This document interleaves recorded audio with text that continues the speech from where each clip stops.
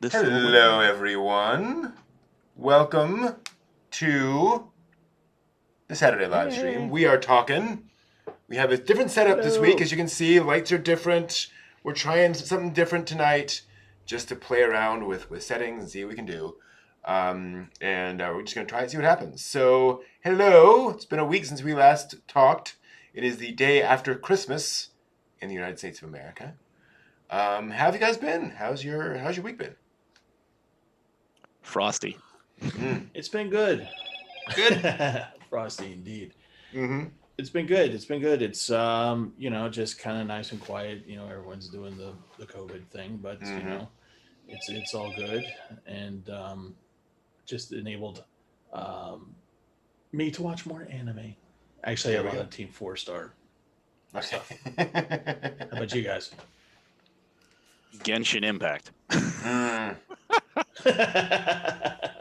It's a Genshin Impact. Keeping my hours. yep.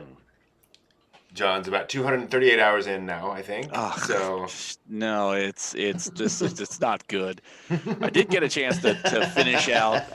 I finished out. I'm standing on 1,000,000 lives. oh, nice.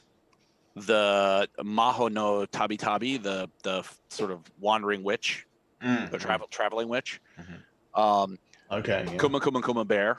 Mhm. So I got a chance. I stepped back from Nice. Genshin for a little while to be like, okay, let's reorient our life and do stuff that we're supposed to do here. Let me move away from my anime game to my anime. Exactly. And Well, that's what's the important part is. And then of course, rewatching Totoro another time to see what more I can glean from it. Mm-hmm. So I mean, it's a holiday week. Next week Mhm. presumably will be somewhat the same Mm-hmm. because the holiday is on a Friday. So There we go. Should be, hopefully. Yeah, the new season doesn't start for another couple weeks, so Yeah. time to catch up a little bit, perhaps. yeah, Yuru Camp 2, the trailer. Oh boy. Yep. Oh boy. Can't wait. I did see a headline saying about The Day I Became a God, Jun Maida's series. I have not watched the end of it yet, but the headline was Jun Maida goes for the jugular. Oh boy. Great. Oh. Okay. Preparing himself, I'm Oh. waiting. That was kind of the reason why I knocked everything off the plate as fast as I could. Is because I want to start watching that now. here. It's coming to an end. Yeah. Mm-hmm. Got my Zoloft, got my Xanax. Yeah. Okay, I'm prepared. I'm prepared. Mm-hmm. Box of tissues. Yeah, that seems to be a show that's going places. But Oh boy. yeah, otherwise, I'll be honest, not watching much. My parents got me an air fryer for Christmas, Cool. so I've been Nice. playing around with that. As annoyed as I am that it doesn't actually fry anything, it's not actually a fryer. That is just the the marketing speak. But all right, it's a convection oven. That's all it is. That's all these air fryers are. It's just an oven with a fan, which is fine. Like it's functional. It is a good device. It's just, Right. But so I burned some hush puppies. I burned some fries. Ooh. Then I cooked some fries, and then I made some muffins, and then I made some fried chicken. So I've been playing around quite excitedly with that to figure out all of its options, and I think it's gonna be fun. Now, what So, qualifies it as an air fryer? Are things in like a basket name. that you put in it? That's No, it's just a name. They just call them air That's fryers. his name. So it's a convection toaster oven Yeah, that's all an air fryer is. With a fan. with a Okay. fan. Mhm. Well, Yep. it's the convection part. Yeah. Yep. With a fan. So. Okay. Well, that's. But the hey, thing is, still a fun appliance. Yeah, exactly. And the thing is, reasonably, and one of the reasons they got it for me is that my oven's been kind of on the fritz lately. Just inconsistent temperatures and taking forever to heat up, stuff like that. Right. So it's nice having just one little device. You can throw, fries or chicken or whatever in there, cook it. It'll be consistent. It's going to be a nice self-contained appliance. Whatever you're working with. Right. So it has advantages on that score. It's the kind of equivalent of a toaster oven versus a full size oven. You're not using it for the same thing, but it's really nice having the toast. So Right. Well, the thing that's nice too about that, because I the same kind of thing. My gas range started getting kind of funky. It's a magic chef, and the thing's like 35, 40 years old. Yeah. So the And range same, top yep. works fine.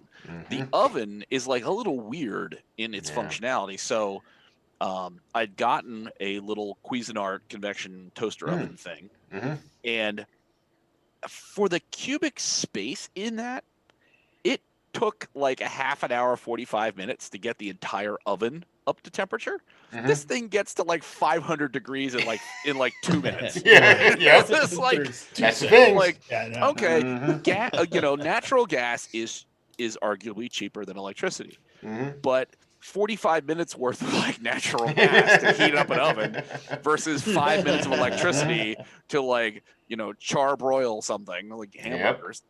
That's kind of a hard thing. So I totally appreciate where that air fryer is coming in. Right. Yep. And I'm in the same boat. I actually had a guy come out to look at my oven. This is fascinating anime stuff. And he basically Goku, said, and he was Kamehameha. Exactly. Yes. And heat this up to 9 million degrees. 9,000. 9,000. And he basically looked at it, and I complained. He said, "Here's the problem with your oven. It's old. Yeah. We could essentially replace all the parts in it for more than the cost of a new oven. We could do all sorts of stuff. We could play around with it. We could make it better. But how much do you want to do here?" And I was like, fair enough. Yeah. So Yeah. I know you sabotaged your oven just so you could get that oven and burner top from the onsen. Ooh, yeah. I'd sabotage my I saw oven. pictures of that. that. Holy. Yeah. That was, all right. We're good to go. Yeah, that was a beautiful, beautiful oven. Was it a Viking or was it a Viking oven? Imagine Viking gone like full on industrial wok capacity. It was like a Rio, something like that. Yeah. Royo or something like that. But just the burner layout was amazing. So instead of the capped burner with that burns around the sides, it was a donut. It was like a donut shaped burner. So that you had flame exterior and in the interior. So its heat up was incredibly fast. Heats up fast, evens out, and it's just If we'd had wok time, it would probably have been another perfect. thing I shouldn't have because I would probably play with fire at that point. Hey, look what I can do with alcohol and this. Play with fire is fun. 6 burners to give you an idea of like capacity. Yeah. Wow. Yeah. And a fire suppression system, as John noticed. Yep. In the hood, there's actually like a whole thing. Yep. Just in the off chance you set yourself or the whole place on fire. It had its own sprinkler system for fire suppression. Yep. It was awesome. And it could all be yours for a mere $20,000, I'm sure. I would bet you, for that industrial style. Yeah. Not cheap. Restaurant kitchen. Yeah. But that's the kind of thing where, if you're doing that. Captain Laser Eyes, yes, we will be discussing that thing. I should probably not put the spoiler warning on while we're introducing ourselves. That's a note for next time. But that is okay, because that is what we're here to do right now. Ladies and gentlemen, it is Saturday night, so it's time for us to talk about anime. We're going to talk about an anime film named My Neighbor Totoro from 1988, which the three of us watched recently, and we're going to kind of get into and discuss a little bit. Quick sort of context around the films. This is Miyazaki's third original, film, not part of an existing setting. So he'd done Cagliostro before, then Nausicaa, then Castle in the Sky, and now Totoro. And this is part of kind of the big ramp up of Ghibli into becoming kind of a household name in Japan. Nausicaa was definitely a big deal, but more of kind of I want to say kind of a cult hit. Certainly not a blockbuster at the time that I know of. And then, build up from there. Each film doing successfully. So at this point, Miyazaki is certainly well known amongst anime fans. This was also notable because it was part of the worst double feature in human history. So you went to the theaters and you watched Grave of the Fireflies, and then that ended, and it moved into My Neighbor Totoro. Which, granted, you need something like Totoro after Grave of the Fireflies. Yeah, you do. Now, in the double feature, was it Grave first, then Totoro, or Totoro first, then Grave? Grave first, then Totoro. Oh, at least they made a good choice there. Yep. So yeah, that was a thing. And so, and this is kind of an outgrowth of Panda Go Panda. You guys familiar with that? Which was a made-for-TV movie that Takahata Miyazaki made based off of the panda craze of the late 70s, early 80s in Japan. And so they're like, hey, let's do a thing. This was, of course, Miyazaki's last movie. This was, oh, I'm done making movies. He retired. With Totoro, right? Yeah, he retired. I think this was his first retirement, in fairness. So he was around, I think, 48 or 49 when this movie premiered. Which means he'd been animating for most of his life at that point. And Totoro came out to be sort of this nice, pleasing family film. And it's an interesting film. The opening shots really kind of give you a good sense of what this movie is, because it starts. You get this lovely upbeat opening of just these animals going around and May walking back and forth. Miyazaki said that it was literally just they got the music, they needed to time animation to it, so they're like, okay, let's make a thing go up and down and make a thing go left and right and just come up with some animals that can kind of move. It wasn't incredibly planned. It was just let's come up with something. And then you move into this lovely imagery of the Satoyama, traditional Japanese rice paddy based town. Apparently the notes for, the production notes for the movie said it's set in 1955, but Miyazaki has said he directed the staff to not make it time specific. It's meant to be 50s, early 60s, roughly. And you start moving through and you get this just these very classic sort of elements of the truck, the people around, you very much know where and when this is.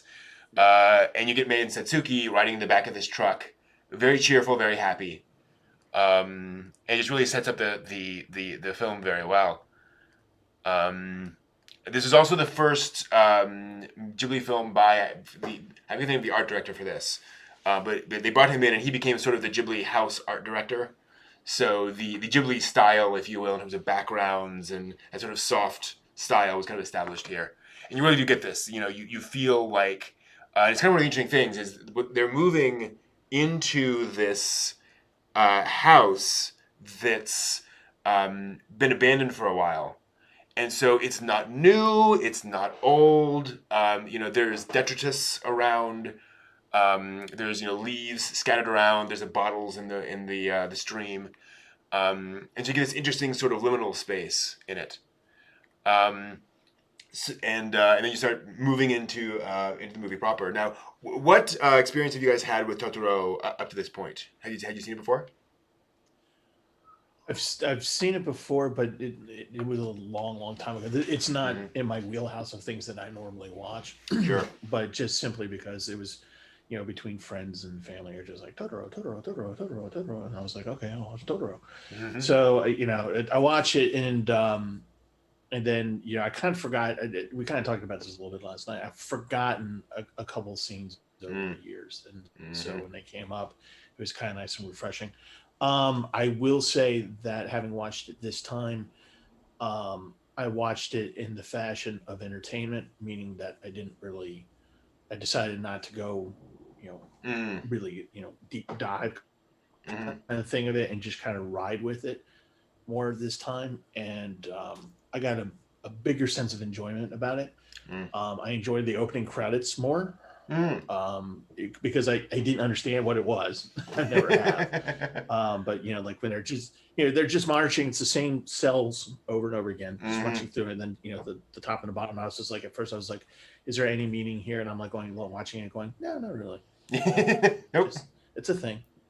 It's a thing. But I will say that one of the things that I'm glad I did it this way, because it and I think this is kind of one of the key things about Totoro, is that it woke up memories of my own childhood. Oh wow! In certain areas. And one of the things is that, and Brent, I know you know this, but I used to live in Fredericksburg, Virginia, which is a historic Civil War town. I lived in a historic building. And my home was on a historic landmark site. It goes all the way back to the Revolutionary War. And so the bottles underneath the house, I found those as a kid when I was in there. And like, if you live in a place like Fredericksburg, if you have a trowel and you dig like 2 inches into the ground, you're going to find like old bullets and things like that. It's really kind of cool. But I found, all these multicolored bottles and things like that. But also in the moving part of it, the thing that I really got absurd joy out of was how Miyazaki are inside the desk part in the back of the truck, driving, and they had their own little space. It's their own little kind of fort home type of thing. Isn't this cool? We're in the back of the truck, and I could just totally see myself like going, "Yeah, I'm gonna ride in the back. I'm gonna be, oh yeah, it's so cool," and it'll be able to stick my head out and stuff like that. So it was just fun, kind of like reliving those kind of memories. Like when I would move, you find those fun little spaces, and then going into a new space. And that was the other part of it, is that when the movie got to them actually moving in, and they took a long time moving in the movie. I had those memories of moving into a new house and like just running around going, where does this door go? Where does this go? Where does that go? Oh, did I hear something? All that kind of stuff. And just being a little explored. It was just nice. Yeah. That's cool. Yeah. John? Well, the truck made me think of the little 3 wheels. When you overburden them tall, they tend to do things like fall over on uneven ground. And so I saw this. Oh, geez. I think I rented it at Blockbuster.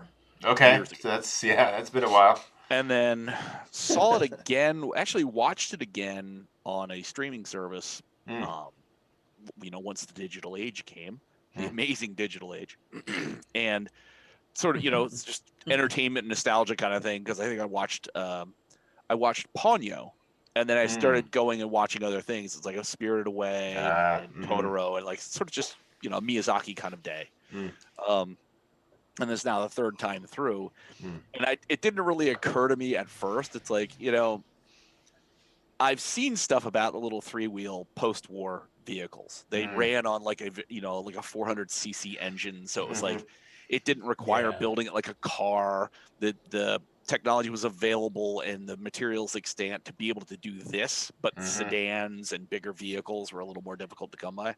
Yep. So I'm looking at this, I'm like, well, this is really putting me in the place. It is heavily overburdened above, and if this thing rolls into that rice paddy, those two are never getting out of it. Like, not even a chance. It's going to go down like the Titanic.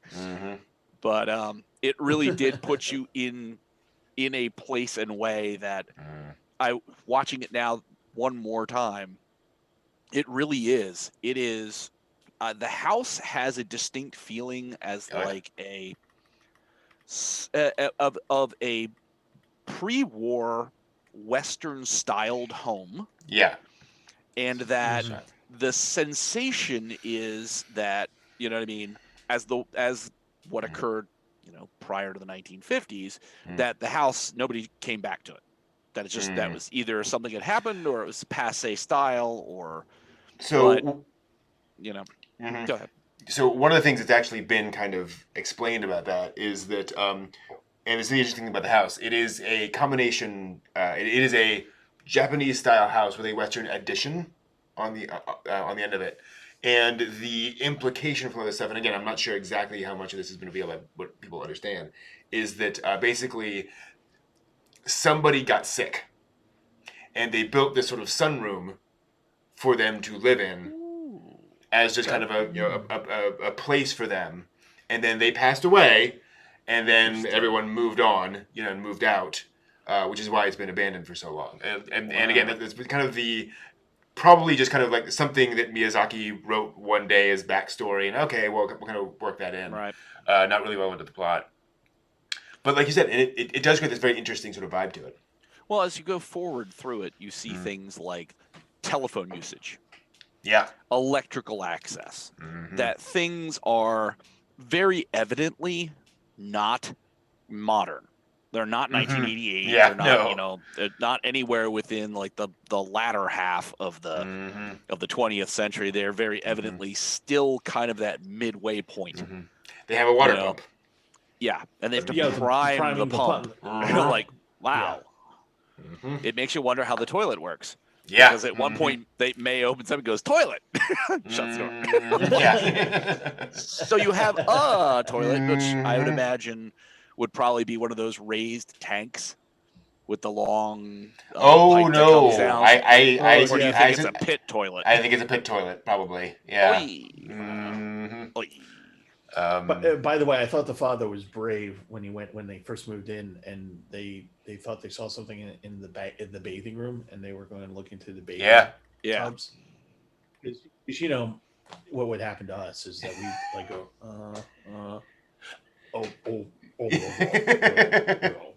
yeah, or rabbit raccoon would leap out or something. Yeah, a dead tanuki. Right? Yeah. Oh, it must have drowned like 20 years ago. It's mostly bones.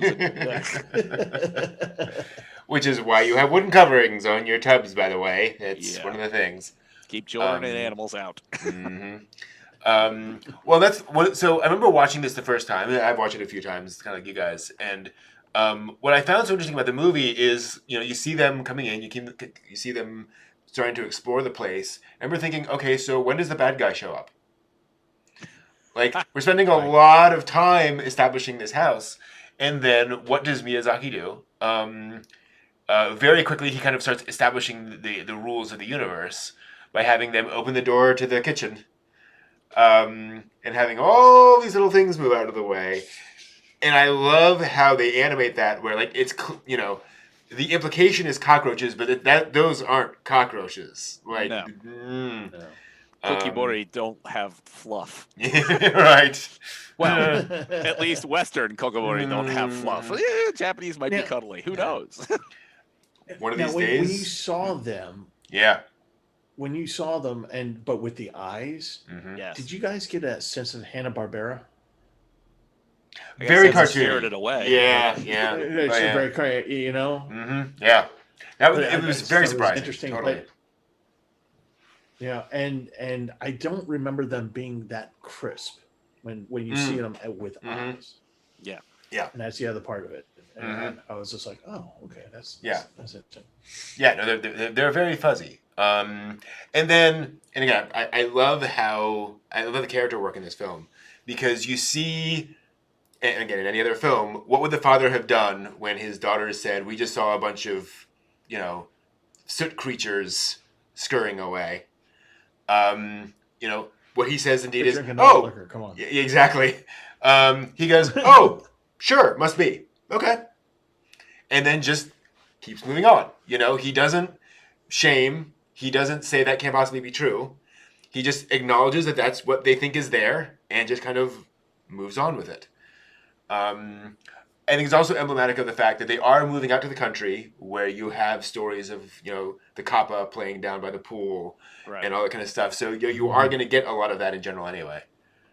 Well, I was going to say, too, the mid-century, you still have, like, Oba-chan, like Granny. Oh, yeah. She arguably, if she grew up in this little rural isolated village, there's a good solid chance that she has the mythology deeply ingrained in her. Oh yeah. And that, she was in this section of the world, little crazy soot creatures. Sure, that's just par for the course. That's the way things are in this little village. She reminded me, and I wish I had a copy of it, of Shigeru Mizuki's Nonanba. Yeah. Nonanba. And, just kind of short, crone, wide eyes, wide face. Yeah. Kind of a thing. The big mole. With that, the big mole, it's like you almost have to have it. And clearly, there's some Shinto Buddhist training there. You know, you see it later on in the movie, as like Yeah, particularly she's the sandals, which freaked me out. And and it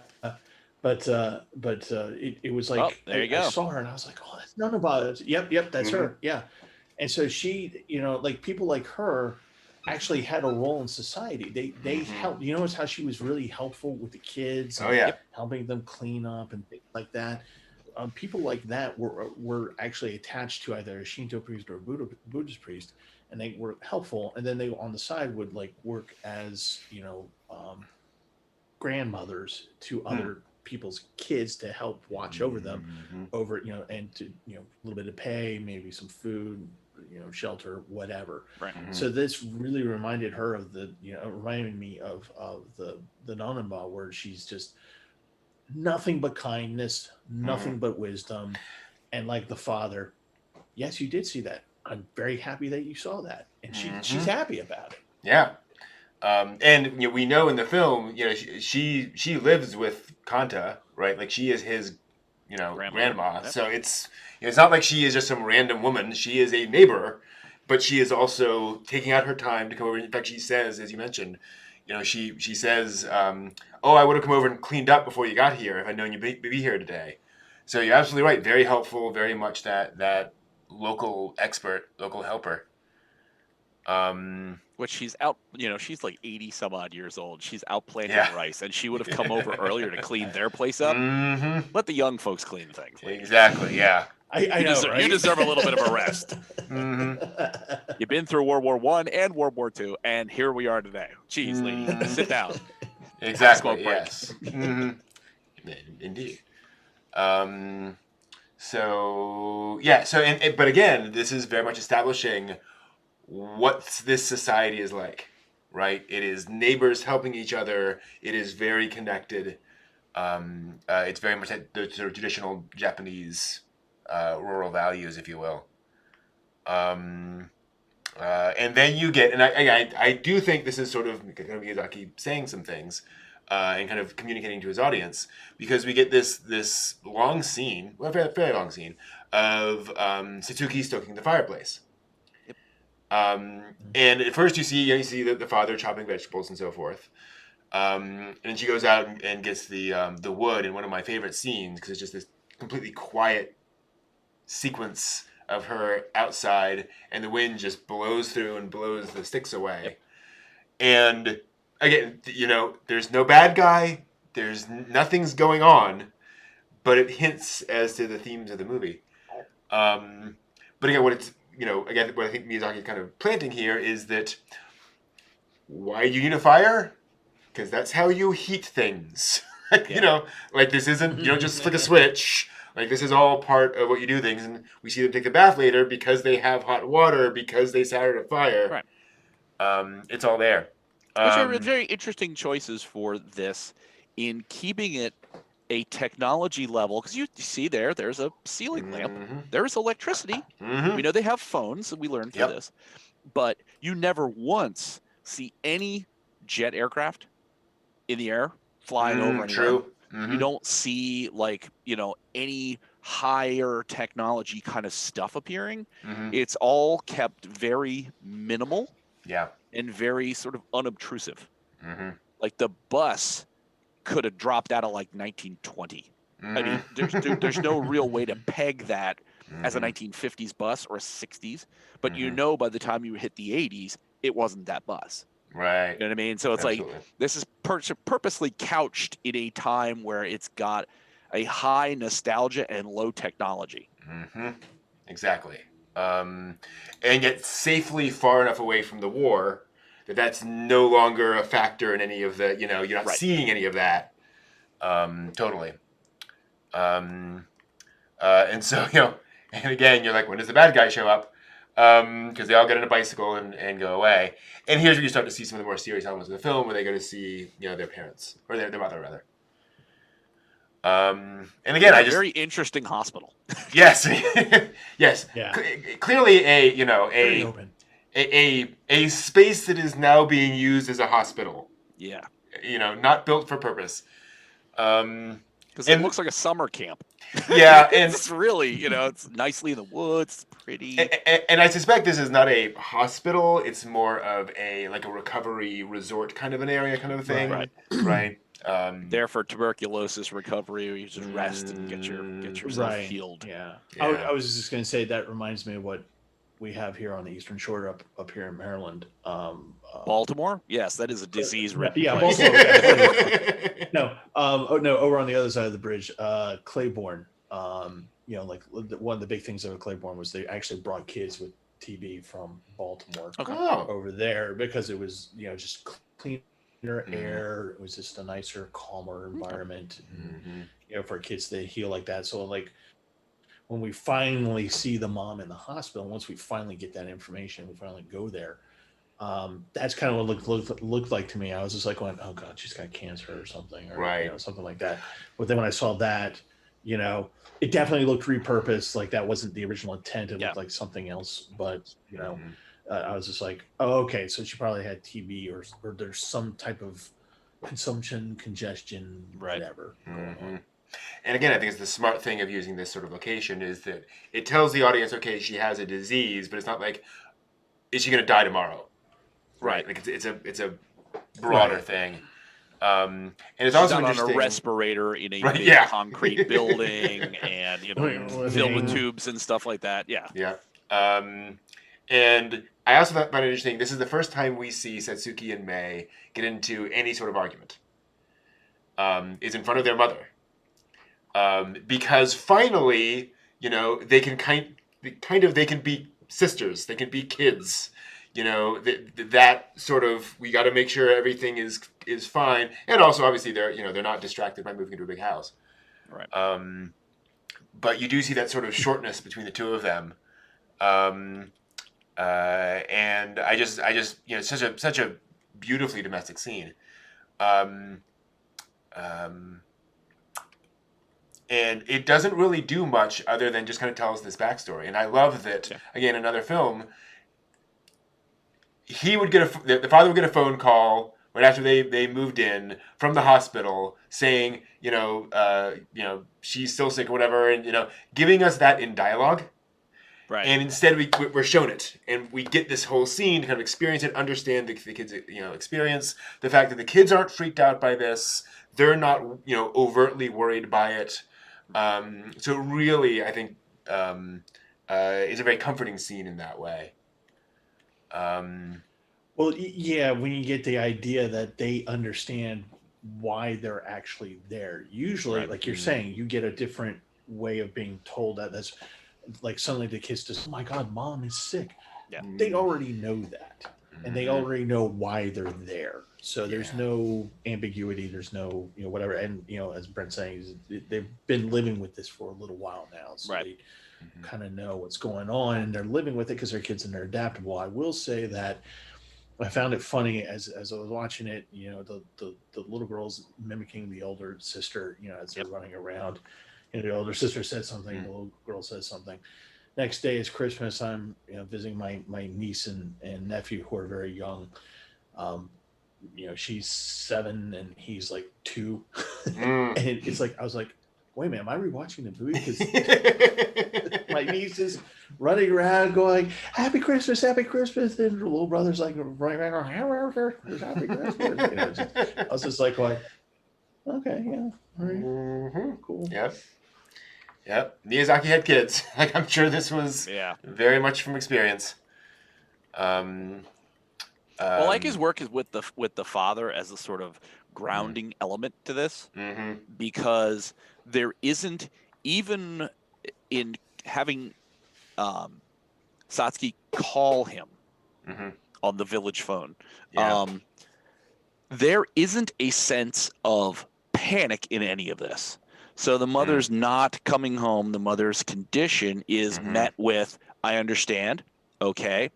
I'll call them later. You know what I mean? It's like this entire thing is just this, there's not a heightened sense of dramatic, like, oh, it's something terrible. It's this very measured step. It's like this very low hum kind of rhythm where there's the things that are going on, the average daily life that's happening. And there are things that happen during that. but none of them are a panic. Right. All of them are taken with measure and with consideration, and move on. That's exactly right. You're exactly right. Because when May responds to this, how does she respond? She doesn't panic. She's disappointed. Yeah. And she's upset. Right. And you hear then that you understand the one of them says, okay, this has happened before. We know this has happened before. Yeah. And May is she's a little kid and she's disappointed. But what you don't see May doing going, oh my God, she's going to die. She's going to die. Right. And Right. Mommy's going to die. Right. It's more along the lines of it's not. Well, she says it. It's not fair. Right. It's not fair. We built ourselves up, and again, she got sick. And again, I love how they set this up where you have the father, like you say, and just the framing of all this, where you have Satsuki, bundle of tension, waiting on the phone. As soon as her father picks up, she starts, rambling, whatever. And then when you see the father, it's from a distance, right? You're seeing him through a window, and you're not even seeing his full face. You're just getting that sense like he's on the other side of a telephone. Yep. And it is very much that child's experience of the child having all of these, very strong emotions. And the parent is calm. Why are you calm? I'll accept that, but it's just such it heightens the strangeness of that reaction from a child's perspective. So that when, you do get that shift and the kids do start getting really frustrated, you see where it's coming from. Right. It is hard. Well, I mean, and so too, any time, if you've ever had to call a parent at their work and you're excited, her father is on the other end of this at his university department. Yep. And it's not like he can sit there and there's obviously a coworker who's right in front of him. Right. So he's not going to, and I won't go so far as to say lose face, but he's not going to lose his cool. Yeah. In front of other people, he's going to be calm for her, and he's going to be measured and controlled because the environment that he's in, and then he will deal with it in a timely manner, in a fashion that is adult appropriate to where he is, what's going on. Exactly. And I also just love the character work here in the father, how, like you say, how calm and how measured he is, but then how also, like in that scene where they wake up the next morning and he wakes up and he goes in to the water and Satsuki's already making lunch and he goes, "Oh, I'm sorry, I completely forgot." It's like, there's your hint, audience. This is not the most self-aware father in the world, as we will see later. Typical academic. Head in the clouds, no idea what's going on. That ivory tower, he's so far up it. Completely. And indeed, I was half expecting the scene of like the grandmother coming in going, "Oh, where's May? Who? What?" Right. Well, don't I have of get that? Pretty much. I mean, I'm working on this. Yeah, honey, you play outside. Working on this. Oh, where'd she go? Yeah, which allows her to go out and meet Totoro for the first time. And this is where we get that scene, Steve, and I'm totally with you there. That sense of discovery of underneath the stairs and underneath the foundation of the house and the cans and the Ramune bottle down there, which is great. Which is a good thing they don't have Wolverines in Japan because this is the end of May. Hey, what's underneath there? Like my face. Good work, Dad. You really kept a lid on that whole thing. And so then she goes, down the rabbit hole into Wonderland, basically. And with no questions. There is a funky thing that's like kind of a rabbit with like 2 feet. Okay, I can understand from May's perspective. Maybe this is just it's an animal. It's like some kind of bunny or something she doesn't understand. The tiny Totoro is carrying a little sack. Yep. Right. And May has no questions about it. Nope. It's complete acceptance and just, hey, this is cool. Off we go. Yep. Like, wow. Yeah. And again, mind of a child, right? Like that's just the way that kind of works often. It is kind of amazing. But yeah, 1 second. There we go. Cool. Let me get that back in. Slight technical difficulties, as usual. This was a Trauma Films release, technically, by Fox. So yeah, so she leaves. She leaves behind the hat. We also get one of our, no, not the first one, a very early Miyazaki trip. Very often, Miyazaki's characters will stumble in a scene in which they are going about something that is sort of questionable. If they're running away or they're exploring someplace they shouldn't go, they will stumble. And sure enough, May stumbles as she's going off in search of nowhere. Whereupon she finds herself in the beautiful Sylvan Glade amidst Jomon pottery and the giant Totoro. And so we get this. So I had the fortune to watch Totoro with a family, including young children, this year, early in the year, and it was fascinating watching different ages of people respond to this scene. Because the parents were like, no, you do not interact with the giant fur thing, the giant fur creature. You go away. Exactly. And the kids were. Jay said in the chat, hugging a black bear. Yeah, exactly. Kids, don't hug bears. Just stay away from the bears. But the kids were they were actually kind of a mix, interestingly enough. Like, some of them thought it was cool. Some of them was like, yeah, go for it. Others were just kind of like, how's this going to work out? And I think it's kind of most of the audience is worrying at that moment. And I think that is also kind of pushed by Miyazaki in how Totoro reacts to this. It's this giant mouth opening that can clearly swallow a small child.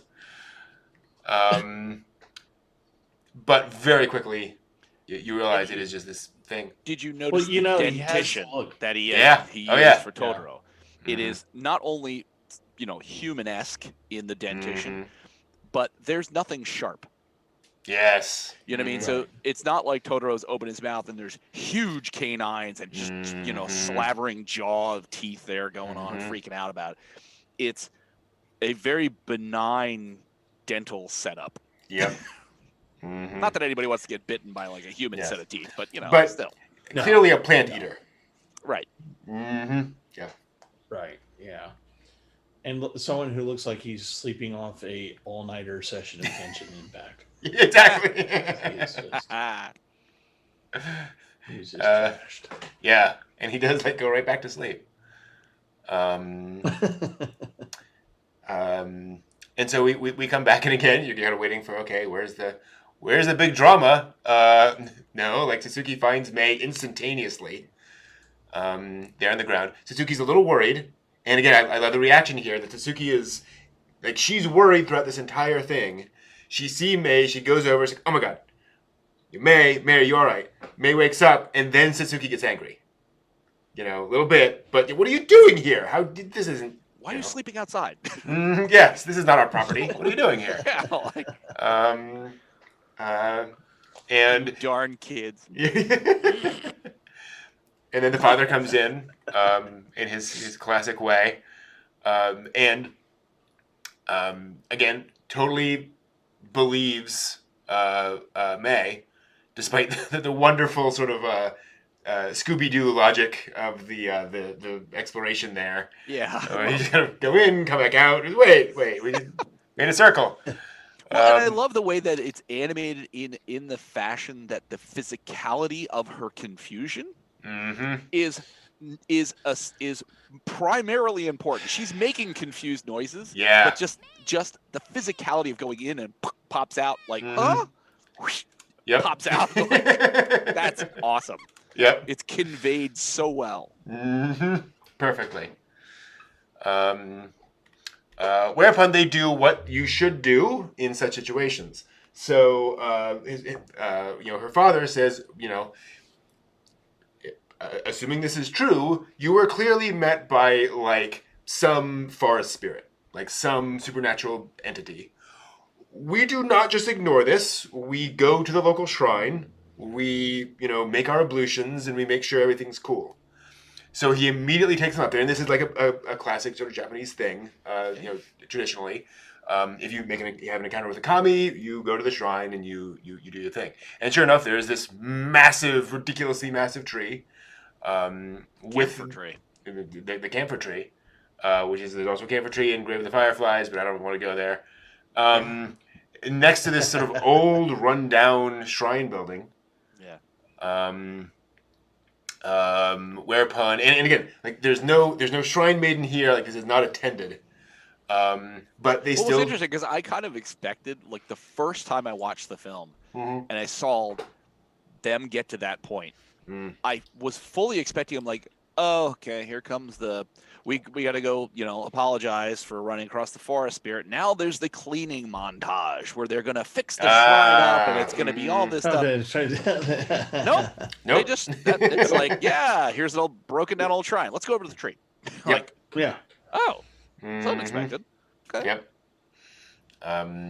They had not much to do except do a little prayer, do the thing, and then head back out. Last one's a rotten egg. Yeah, exactly. Love that. You also get one of my favorite things here, which we'll come back to if we have time. One of my favorite translation problems comes up in this scene where she's running back to her mother.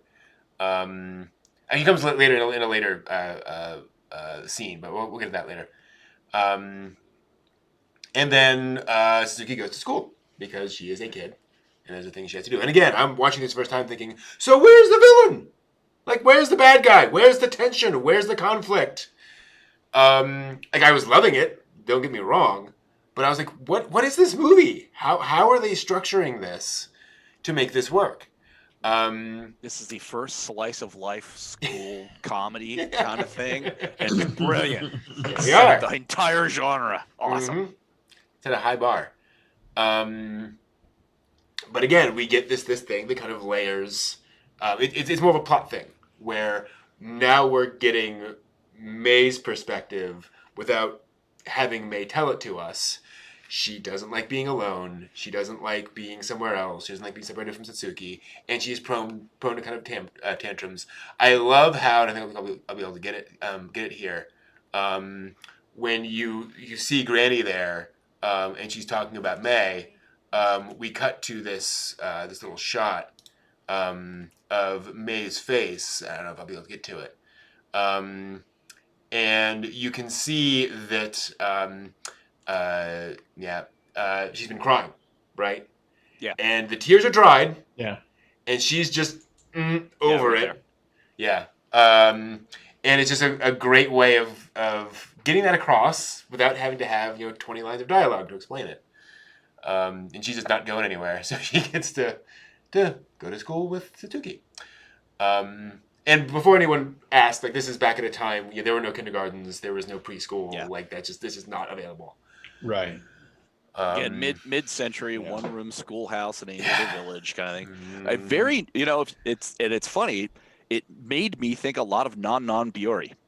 Yeah. You know what I mean? It's like the old schoolhouse, everybody together. Now, mind you, Non Biori is a 21st century series, but it's really kind of a funky look that's like, wow, did you guys watch Totoro as a kid? And then probably had this nostalgic thing and be like, let's do this thing where it's a quiet village life and the daily experience that they have because Totoro did it. Like, yeah. Absolutely. Well, what I also find interesting is sort of in contrast to Non Biori, you notice how close their desks are. They're basically doubled up. Yep. Because it's the baby boom. Basically, there's all these kids. We have a lot of capacity. By the way, in case anyone's wondering, in case you wondered why every school in Japan is a mid-20th century concrete building, it's because they built like 1,000 of these right in this time because they had to. And again, just getting across little bits of history in it, I think. I was to say, you figure post-war, you had the return of servicemen and people that literally went out to colonize places like Formosa and coastal China.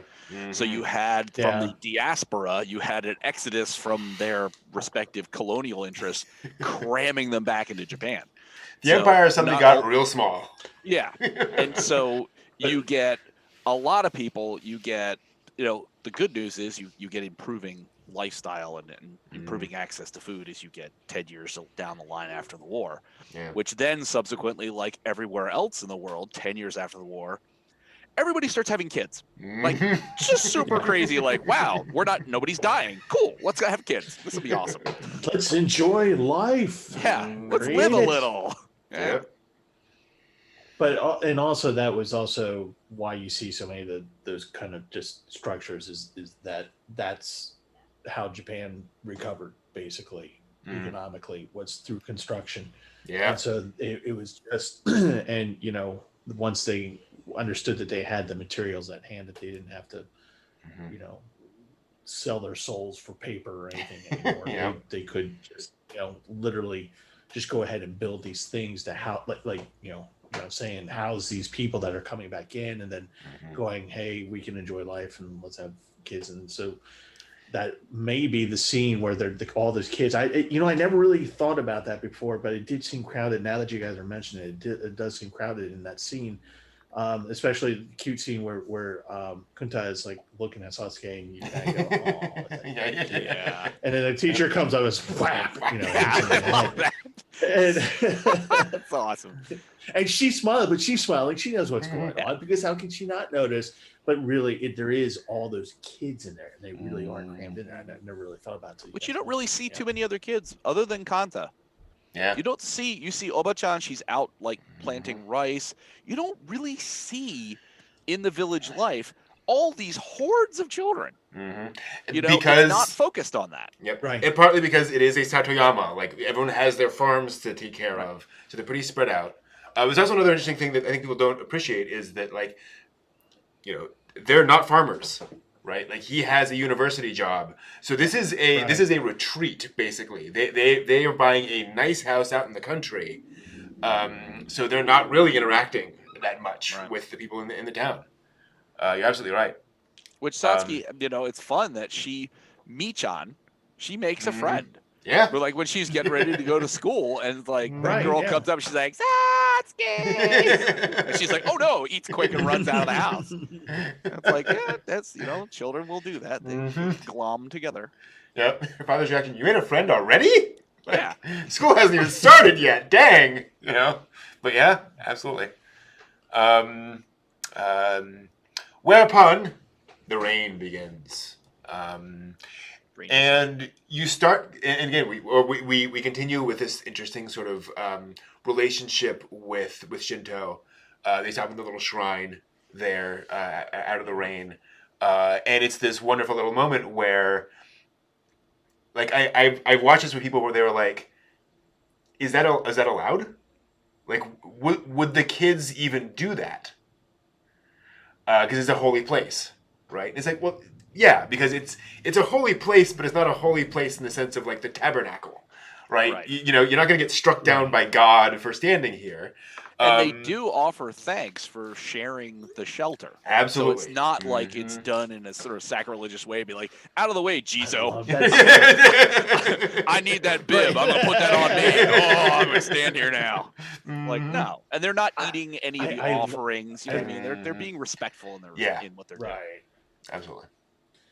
I love that particular scene where she just says, "Hey, we're gonna stay here for a little bit if you don't mind." I was just like, "Wow, that's that's just something you don't see," and that's like you guys are saying, it's a very Shinto thing, particularly with the previously staying in front of the large tree with the rope around it and giving a prayer to the forest, which kind of lends me to think that maybe the father is just maybe he's not being just, understanding with the kids and saying, okay, nice, yeah, cool, Totoro, yeah, whatever. Maybe he doesn't believe in Totoro, but maybe he does believe in the Shinto, which is right.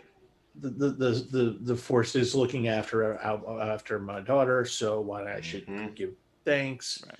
You have these Jesus everywhere, where that's kind of the purpose of them, where they can duck out of the rain and go, I hope you don't mind. And of course the Jesu, if it has a spirit and could speak, we're probably going, well, that's kind of why I'm here. I'm here to protect you, and I'm doing my job. Thanks, protect man. you. That's the job, right? Exactly. So that's one of the big things that I've always gotten out of Totoro, is that it's a very strong Shinto feel to it, definite vibe, without having to I love it in Tenchi Muyo. It does feel a little bit like, hey, there's some Shinto references here. We're gonna beat you over the head with. Yeah. Oh, and you haven't even read the novels. The novels are worse. Oh gosh. Yeah. And what I meant to mention too, the camphor tree. Yeah. They're referred to as kusanoki. They can grow upwards of 30 meters high, and it's believed that they house spirits in the tree itself. So that's interesting. So Okay. when I looked that up, I'm like, well, of course that makes total sense, because there's Totoro. Right in there. He lives in the roots of the camphor tree. The camphor tree is supposed to house spirits. Oh, God, They are. Totally. It's a nice Shinto thing, all the way back around. Absolutely. And then of course Kanta, does the thing, and it protects Satsuki and Mei. I love Satsuki's reaction there of just, yeah. What? I don't even know what to do here. So Kanta just leaves it and runs. Speaking, as a kid, that totally would have been me. Just here, I'm trying to be nice and I don't know how. Here, just Kanta's not long on words. No. He's the silent strong type. Absolutely. I do like his sailor's cap, though. It's quite stylish. Absolutely.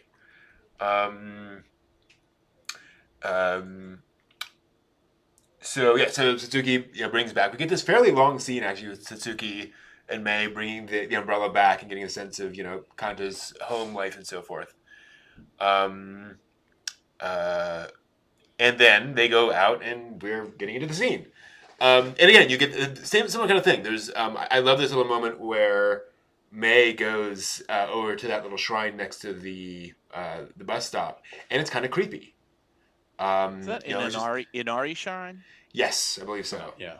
I'll see if I can get a little bit of that. Fox shrine. Mm-hmm. And it again, kind of for a kid, it is kind of creepy. It's very dark. There's no real obvious connection to what this is and why it's here and all that kind of stuff. It's just this fox statue out there, and somebody's probably told her at some point, but it's in one ear not the other. And it's what's lovely about this movie, and its sort of subtlety is that it's not like Shinto, right?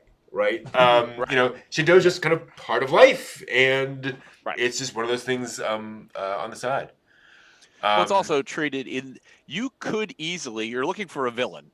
You could easily have had Mei look around that tree and made it into, this spooky kind of nature religion, and have her run. But no.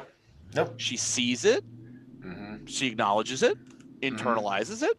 It doesn't scare her. It is not scary nature religion. Yeah. It's just there. And then she moves on. And it's like, cool. Exactly. And she just kind of does the thing. Whoops. Keep missing And out. then there was a road cone. And there's a road cone. No. Not the road cone. Yeah. And so we come to the scene. So whenever Miyazaki makes a movie, he does a lot of watercolor paintings, and eventually he'll come up with one watercolor painting that is kind of, for him, sums up the tone of the film. It's kind of his statement of the film, if you will.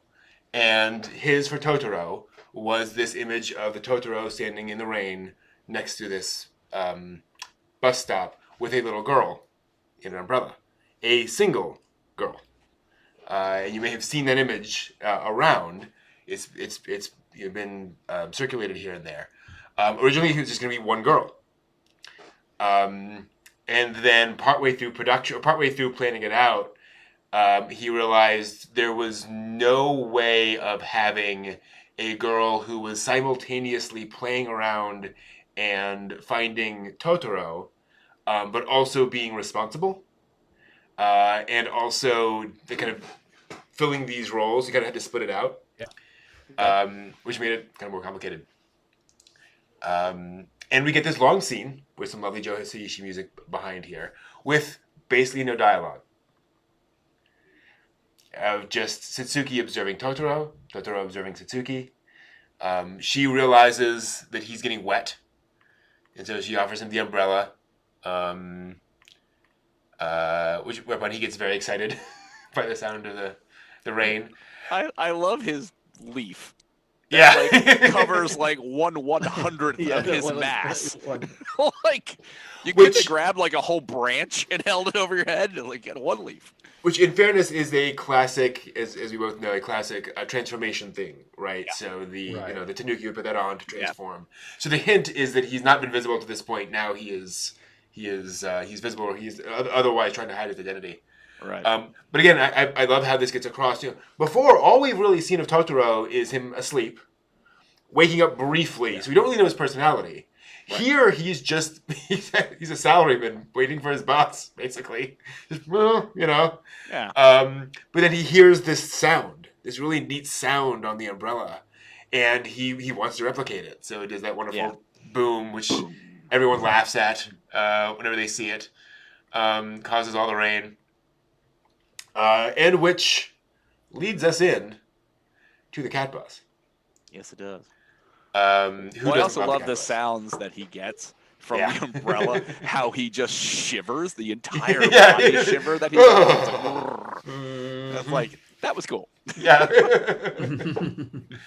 Absolutely. And the cat bus. Let's talk about the cat bus here for a second. With its rat lights. With its rat lights, it's a weird thing. Yes, it is. Let's see if we can get a little bit of it. No, it just sorry, my player keeps freezing up here. So what's interesting to me about the cat bus is that there are when you look at the creatures in Totoro. It's easy to think of them initially as being yokai, right? But they're not quite yokai. The soot sprites are more like, and I forget the name of them, but there is a term for these creatures. House spirits. They are like variations of yokai that spontaneously generate around like old discarded things. So if humans leave piles of garbage, yokai will sort of gather there. They're a particular kind of yokai that are kind of they kind of grow out of a response of human carelessness. And the soot sprites are clearly kind of based off of that. The cat bus, in contrast, is more of a traditional yokai, right? It is like an existing creature, but it's like an existing creature and a human thing, frankly, mashed together. Whereas Totoro is kind of a kami, right? K-A-M-I, not like communist. Maybe he's a communist. I don't know. He's like Joseph Stalin. Yeah, exactly. Okay, now we have to start that whole fan theory. Make some videos about that. Totoro as Joseph Stalin. Wow. It's all a metaphor for the October Revolution. Wow. So it's all the student riots wrapped into him being. Never mind. Right. Yeah. And so you get kind of this interesting interaction between all the different elements of Japanese traditionalist religion and such, and folklore more accurately, where Totoro doesn't transform. He's not really trying to hide himself. He just kind of goes about his business because he is just this ancient creature that is just there. He was not, formed of something else. He is not in a long line of something else. He is just this creature. But he's able to interact with yokai and kind of control them and so forth. And you get this wonderful sense of, again, we've encountered something strange, something unexplainable, something completely outside of the norm, and that's just what happens, right? There's no moral, there's no lesson, that just happens. Well, it's interesting too that when you have Mei look around at the fox shrine, mm-hmm. that's a kitsune, that's a fox. Yep. Totoro is most evidently not a fox. No. You know what I mean? So it's like, you know what Totoro is, but you don't know what Totoro is. Right. You know what I mean? It's like, and that's the nice part that sort of Miyazaki's playing with, is like, there is a richness to the yokai world. Yeah. Where you have like the Fox's Wedding book that's on Kickstarter, they keep advertising, where you've got a lot of very, sort of traditional veined kind of yokai. And then you've got Miyazaki who is coming up with conceptual yokai, but divorcing it from having a specific thing. It doesn't just grow trees. It doesn't just do this. It doesn't do... Totoro is free to do anything across the landscape within his own agency. It's Yep. Oh, is that the Fox Wedding? This is a prior book of illustrations by the same person, I believe. Nice. Let me see if I can get a better image. It's another sort of Night Parade of 1,000. Boy, these are... You forget how creepy these are. But yeah, all the sort of traditional yokai type creatures. Cool. Foo dogs? Foo dogs. And again, I'm sure there is a... If there's a picture of Totoro in there, I'm going to fall out of my chair. And Totoro! What? Yeah. Totoro exists in reality? Well, yeah. I think, but yeah, and then Yuki Onna and so forth in here. But yeah, like you say, the very traditional kind of, they are, but they're sort of variations on known things. But Totoro is this thing, and to that point, we'll get to that later. There is a whole backstory as to what Totoro is that Miyazaki eventually revealed, but not as relevant for what we're talking about right here. And so you move on from there to them planting the seeds and the growth of that, which is kind of odd because, again, this doesn't really go anywhere in the sense of this is basically just a scene of them interacting with Totoro, having this great flying scene. It honestly feels like Miyazaki was like, I need a flying scene in my movie. Here's the justification for that. So we're going to have our flying scene in a movie. And it's iconic. It's absolutely gorgeous. Yeah.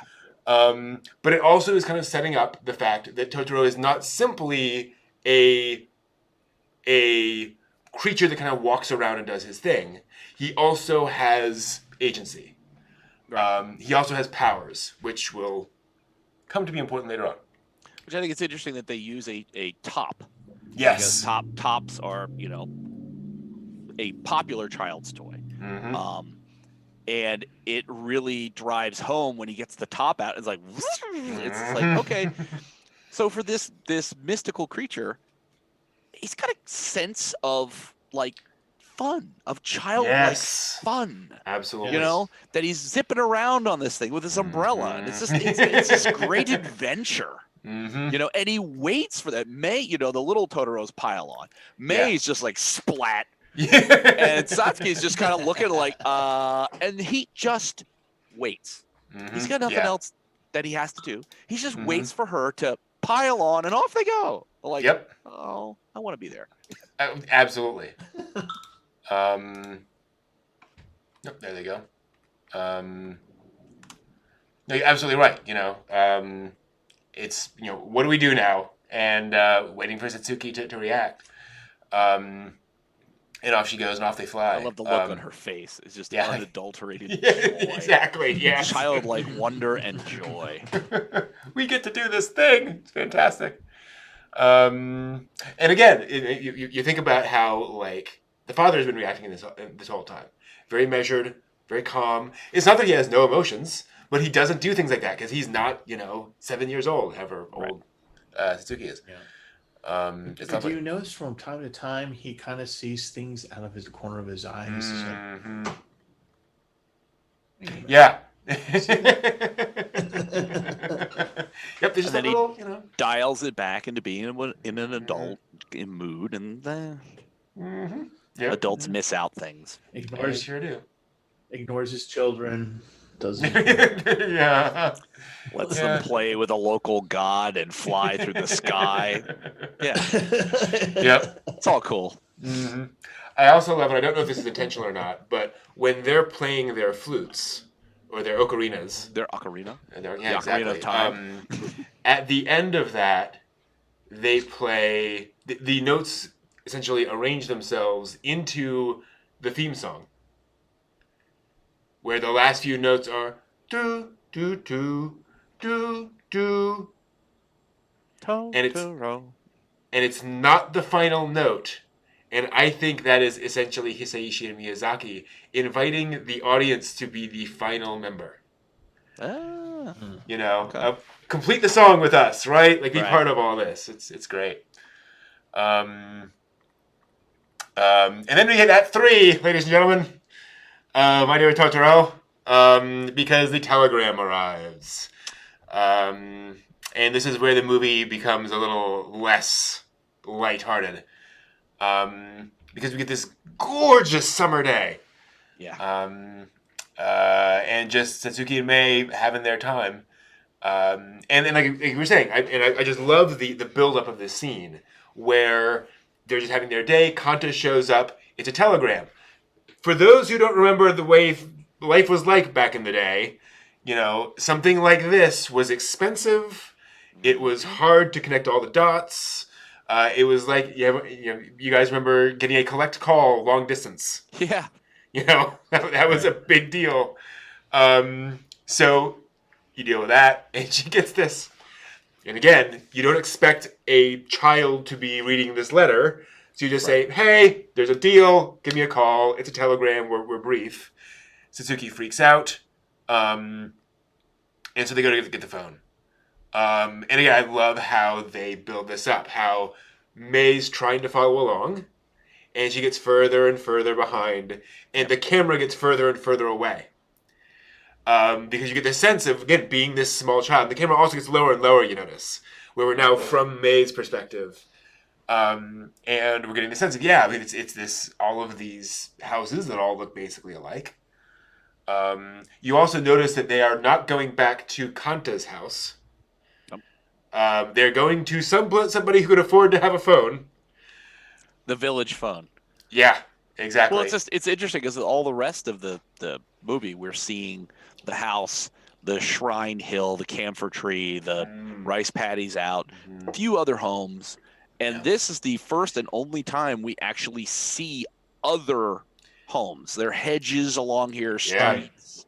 You know what I mean? It's a little bit more villagey. It's basically a suburb. Yeah. Yeah, absolutely.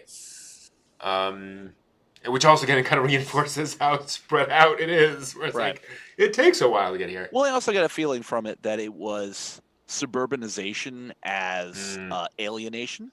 Yeah. That you have May as the stand-in for, you know, somebody who is experiencing this suburban where everything looks the same. Yeah. And you don't know which way the roads are going, and you don't, you know what I mean? It's kind of an unfamiliar thing because everything's so structured versus this farming area that they're in where things are put conveniently but still adjacent to their purpose. Yeah. This is obviously, these are just houses on plots on streets. So yep. And interesting again, sort of comparing that to Suzuki and May's house, where they don't have a farm, but it's like right next to that. Yeah, there's no hedges, there's no borders that delineate the space that is Totoro's space by the camphor tree, or their space. It's just sort of, you know, the hedge area with the little tunnel is the portal between the two, but there's nothing like these hedges are very distinctly walls. Absolutely. Yep. Right. Totally. You're absolutely right. That's really interesting, actually. Yeah, and as they're mentioning in the chat, you know, That's an old phone. Yes, it For is. 1955, that's a relatively old phone. I'm not as up Yeah. as to where Japan was in terms of telephonication at this point. But still, that's a good old rotary phone. Well, I mean, And you figure the mid 50s, it's all copper line.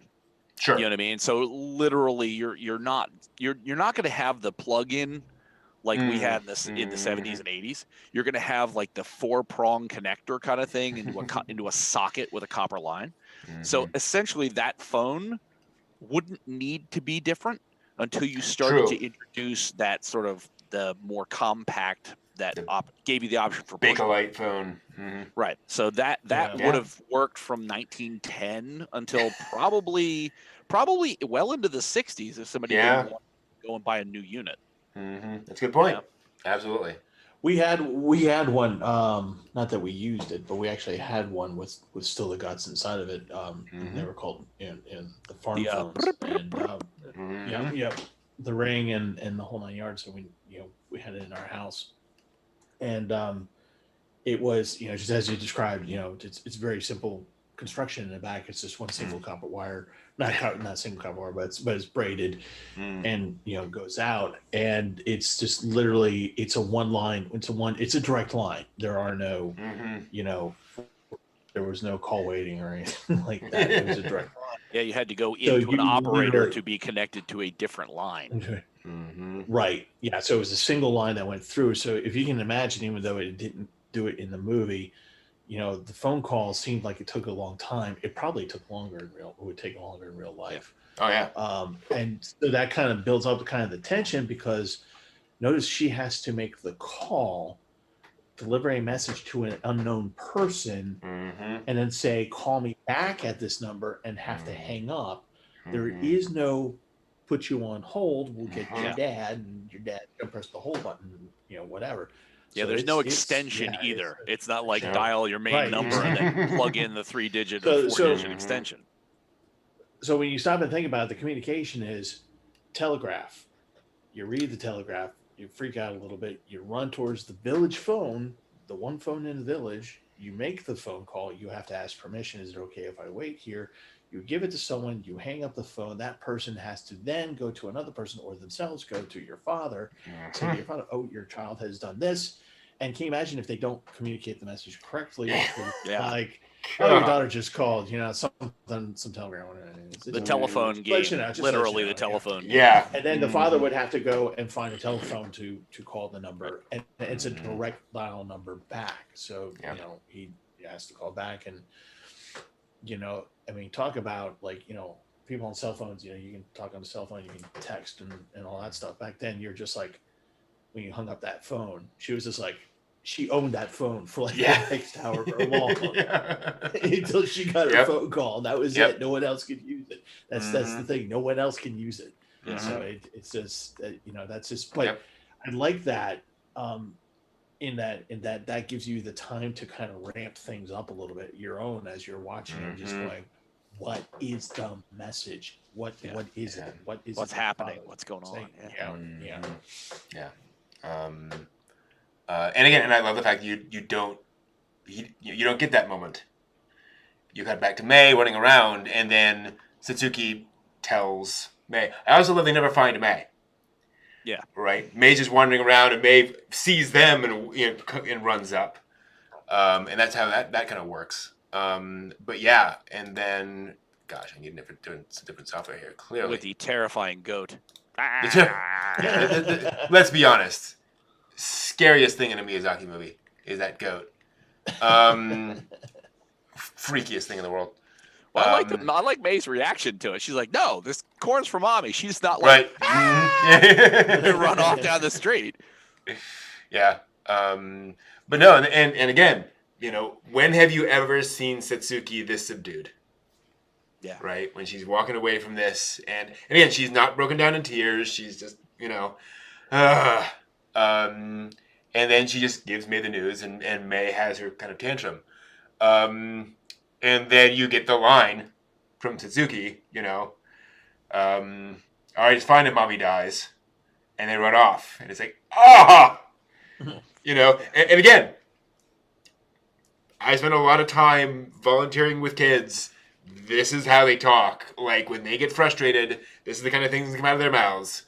And poor Kanta. Unfiltered. The filter Yep. is not there. Yeah. And poor Kanta's standing there like, that Poor escalated guy. quickly. And then May is standing there with the corn. By the way, to answer the question in chat land, the corn is supposed to be for mom and to help her and actually becomes be important.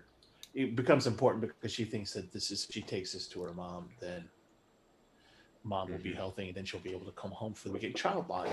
Come home for the weekend because she's so bitterly disappointed that yet again her mom got a cold, and that means the doctors are just like, well, we just want to make sure. And she's just a disappointed little child. But then Satsuki has her little meltdown because at some point you have to. I mean, when you're dealing with that for such a long time, and there's points where you just want to walk into a room and you just take the pillow and go, That's the moment she's having. And May's disappointed, and then poor Kunta is just like going, Yeah. What do I do? What do I do? Exactly. Where is the hole I can crawl into? Because I have no idea what to do here. Yeah, exactly. No, totally. And I mean, you think Satsuki's had to be a mother, basically. Cooking, cleaning, watching for May, making sure her dad's got his stuff coordinated. Yeah. She's mothered all of them. It's a lot for a kid. And I'm just looking 10. at it now. Yeah. I don't remember canonically the ages here. Let's see here.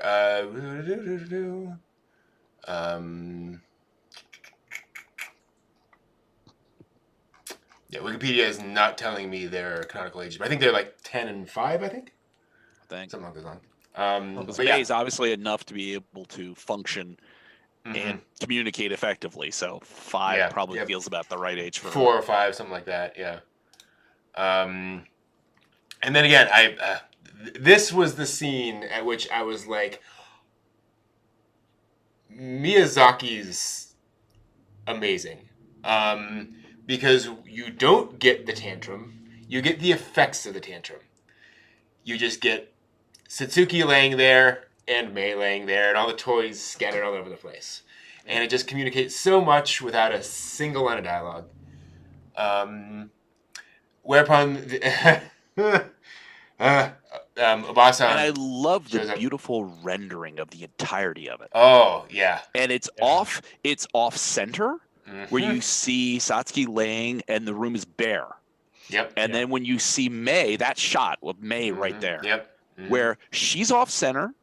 There's just, there's just this beautiful detail in the reflection on the tabletop, all of that entirety of that scene. And May is just this tiny part of all the rich scene that you're seeing. Yep. Amazing. It's amazing. It is. Absolutely. And you just see that exhaustion of the anger that you didn't see. Yeah. And they're done. Then Grandma shows up. Yeah, Grandma shows up. Thank goodness. You gotta love that, John. She's but and then she does the thing where I was like, where she goes, "Oh, it'll be all right. Oh, don't worry about it. Oh, it's fine." And then she has Satsuki go out there, and she finally finds out that, oh no, like this isn't just it isn't just a cold. And again, I love how this leans into this thing of what do you tell a kid when mommy has a serious disease? Oh, it's a cold, she'll be fine. Like, this is running in Satsuki's head too. She doesn't know if she's just being lied to, just straight up. And so Miyazaki does a thing that a lot of directors would not do. He shows Satsuki break down right in front of your eyes, just right there. And it is, which kind of pulled me with it when now 3 times into seeing this film, it's the same reaction when she starts going, because it's like she's a little rock through most of this, and you sort of bond to the way that she responds to things and how responsible she's trying to be, and then her just letting a little bit to jump on Totoro, to be little kid like, and then just being washed over with this, and it's just like, Yep. feeling that. Yep. Absolutely. It's tough on this kid. Yeah. And again, and Toshio Okada talks about this, where he says he's not this specifically, but he said every death has to be earned, right? You don't just kill off a character to make your audience cry. Satsuki breaks down at this moment, partly because it's natural, but also because that freaks out Mei. Yeah. That is what triggers Mei to go, uh-oh, this is serious. I've got to do something. And so that's why she goes off and runs off. And again, I love this. Yeah, there we go. I love that Miyazaki shows you her sandals. Just briefly. So that later on, when you see the sandals, you're thinking, I saw those. What do they look like? What do they look like? There's enough information there for you to make those connections. It's very brilliant. And then the grandma's got the sandals. And Oh yeah. Praying. You see the people with the men with the poles. Oh yeah. And you're just like, oh, I know what that is. No one's telling you what that is. Right. Nope. But you know what that is. Yep. And that's one of the scenes that I had forgotten. Mm-hmm. So when I saw that, I was just like, yeah. Squish this. I can't have this. I can't have this. If I see a corn cob floating in that pond, I'm done. That's it. I'm done. I'm out. Done. Mm-hmm. And this is what was so interesting watching this with a family, with kids. Watching the kids just be like, okay, she's lost. And they found her sandal. Okay. And see the parents go. Yeah. And not saying anything to their kids. Just like, uh-huh. Yeah. That'd be a terrible thing to tell them. They probably turned all their heads at you and were just like, what did you make us? Oh, yeah. There's a little bit of that. Brent? Now our children are going to have this weird thing about corn and small children. It's like a lot.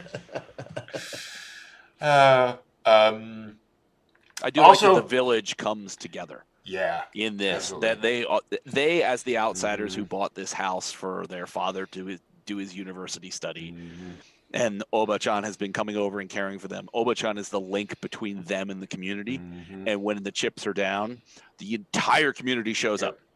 And I love that line where they realize it's not May, and one of the guys goes, "Well, I guess we got to keep on doing it." And it was like, "Oh, no problem. We'll go back to it. We're good. Whatever we need to do." Yeah. No one's eager to stop, so to speak. Whatever it takes. Exactly. Whatever it takes. Yeah. I also want to call out the use of color in these sequences because when May, when we first see all this happen between the two of them, you can see, and again it's kind of subtle, most of their yard is dark in shadow because it's afternoon. Okay. Right? And as this scene progresses, it's getting later and later in the day. And it isn't until Satsuki starts running out and you get this is probably my favorite background like in all of anime right here. Just the light filtering through the trees. And again, you see that and you start to hear like the crickets in the background. You're like, oh, it's getting dark. Yeah. Dark. With no one having to tell you that. And it gets just darker and darker and darker as the sequence goes along. Leading to Tatsuki finally, doing what she has to do to go and find Totoro. Whereupon I laugh because it's kind of like, and finish up the movie. Time to take care of all of this stuff. Because Totoro goes up, calls the cat bus. Cat bus comes over. We find out why the wind blows. The cat bus runs up, grabs Satsuki, takes her in. And I do love, what you're talking about, this sort of childlike wonder of where Satsuki is kind of overwhelmed at this point. Yeah. And then, Totoro proceeds to pull her up to the top of the tree, and the cat bus shows up. But then as soon as she gets into the cat bus, she starts melting, and she starts just enjoying her time. Yeah, with her feet on the floor, where she's like, ooh. Goes over and sits down, like, oh. Yeah. And what was up with the door noise? It's just a really weird choice of noises for that. I mean, I thought it was so very distinctive. I made me wonder, where did you come up with that? Yeah. Point of that noise. It has to sound like something, but it can't sound like a door. It could sound like a rustle of fur. I mean, but no, it's almost like sci-fi effect with a, you know what I mean? Where it's like, this is okay. Yeah, it's very weird. Sound choices, interesting. Absolutely. And so we see May at the end of this line of statues. And again, I love that she's sitting there defeated. She's not balled up. She's not lying down. She's like, well, that didn't work. Again, very, very young child. I love that when she hears Satsuki's voice, she immediately looks up and she starts crying again. Because again, just kind of like, what am I missing? Well, for this scene too, if you notice the way that May is sitting, you'll see there is a very clear divide. You have the statues of traditional Japan, and you have the coming of the future of Japan, with the high tension power lines, etc. So it is a very nice bifurcation of that piece right there. Absolutely. And I love the fact that they kind of hinted that the cat bus runs across the power lines. It is not held back by that. I love that. That scene is short. Yeah, exactly. No, really. It's awesome. It's just like, it's just like any other cat just going, I'm on a high tension wire that can electrocute me, but it's not because I'm the cat. Right. Yeah, there you go. The cat bus. I do this all the time. Yeah. Oh, that's how. This is my and it should be noted, there's obviously Alice in Wonderland parallels here with both the disappearing animals and the Cheshire Cat. Absolutely. Yeah. And I think going back to your point, John, I think one of the kind of the points that this movie is making is the fact that like there needs to be this sort of connection, right? That, there needs to be the yokai and the electricity. Right. That all of these things are part of a spectrum. A spectrum, yeah, and in a timeline, if you will. Well, going back to that same. When the darkness is coming and May's sitting there, the darkness is on the side of the traditional statues. True. And even though it's sunset, you can also, if you didn't know the context of that frame, it is sunrise, the rising of the technology versus the setting of the traditional ways. Absolutely. No, I think you're absolutely right. Then we get and corn. It's always about corn. It's always about corn. And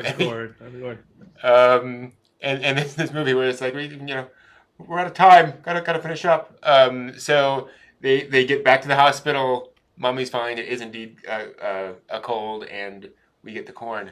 And again, I love the fact that there's no connection here. That there's no big scene with all of them getting back together and all that kind of stuff. Right. Because that's not how life works, right? You don't get those big resolutions to everything in the normal course of events. But of course, we do. Because it's a family film, and Miyazaki knows to do that for us. And so they all walk back, and we do get to see, in the end credits, all of them back together again. Which, of course, all nice and sweet.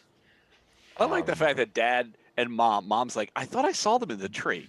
And yet, it's not like everybody's at the window like, what? What did you see? Dad picks the corn up, and he's just like, oh, hey, this is corn for you. It's just like, did you not notice it was not there like 5 minutes ago? And you're just totally accepting of whatever's happening. You're like, it's cool.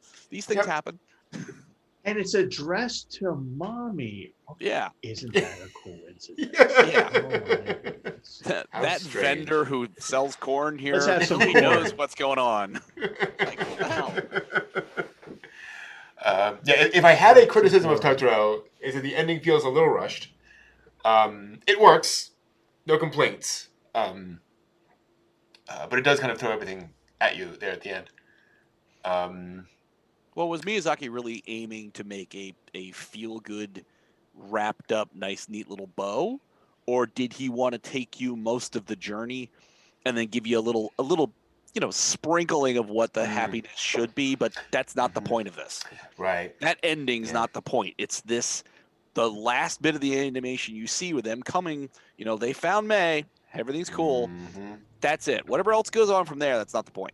Yeah. Is that kind of what he was gunning for? I mean, I have no idea. I do think it's interesting that the final shot of the film is literally the characters walking away from us. Kind of like what you're saying, walking into the future, Yeah. We're done. We're moving on, and doing that thing. Oba-chan is the past walking hand in hand with the youth who are walking towards the future. Yep. So. Exactly. Yep. There we go. All right. We should address the Totoro as Shinigami story concept. So there's this thing going around the internet. It's been going around the internet for years. That no, actually, Totoro is the god of death, and the entire movie is about how Mei and Satsuki have actually died, and Totoro is bringing them along and making them accept this. And that's why they don't actually interact with anyone at the end. They're outside the window because they can't see them. And this is them kind of going along and doing all that kind of stuff. Except for everything that happens after that scene, where they are welcomed back by actual living human beings. Maybe it's a village of ghosts. Oh, there we go. That they're Absolutely. all that was a tuberculosis ward from Ah, the wartime, there we and go. it's actually abandoned, and that the mother's ghost is. So trapped it's really, there. it's really a village of Grave of the Fireflies. So There we are. Yes. Yes. Mm-hmm. And Totoro is Lord God of malignant death. Right. A village of the corn. One might even Exactly. Children of the corn. So those kids named Malachi. Scary. But this is a great example of confirmation bias, where somebody will come up with a theory, and the human brain is really good at finding facts that fit the theory and ignoring all the facts that don't fit the theory. If you watch this movie just straight up, there's lots of things that don't fit into that theory at all, and they just don't really connect. But it is fun to say, oh, well, if you're interpreting it that, well, this would kind of make sense, and that would kind of make sense. So it's fun, but no, the theory, the logic does not match up with that particular concept. What does match up is the fact that Miyazaki, this actually does connect to another Ghibli film directly. Besides just the fact that Totoro shows up in other movies, kind of in the background, just silhouettes and such. Right. Easter eggs. So Miyazaki, being Miyazaki, had to come up with a backstory of why Totoro exists, where he came from. And so, according to Toshio Suzuki, his longtime friend and producer, apparently there was one day where they just went on this long chat and they built this whole mythology backstory about what happened in the past to create Totoro. And they said, well, okay, so... and Miyazaki had done a bunch of research and said, so way back thousands of years ago, the Japanese islands were actually connected to the mainland. And we can tell this through the geological record. And then at one point, there was a rise in ocean levels and caused the islands to become islands. well, if we have gods, then the gods would have been cut off from the mainland along with all these humans who are now there, who are now the Japanese, which would have caused this big conflict between the gods and the humans, because now all these gods crowded on or all these humans crowded on this island, and they're chopping down trees and so forth. So it would have caused this big war, which would have caused a bunch of the gods to die off, which is why we don't see as many gods around anymore. And so Totoro was one of the survivors of that war. And he was able to survive and kind of thrive by not conflicting with human beings, which is why over time he's evolved into this very soft, fluffy creature. And he's even interacted with people in the past, like that kid from the Edo period who gave him his top. Okay. And that person from the Jomon period who taught him how to make pottery, which is why he has the pottery in his cave. So he's clearly had some interaction, but he's made himself very relaxed. And apparently, Miyazaki could not get that backstory out of his head, because 10 years later, he would make a movie about a conflict between gods and humans about the spirit of the forest. Oh. Yeah. Oh my.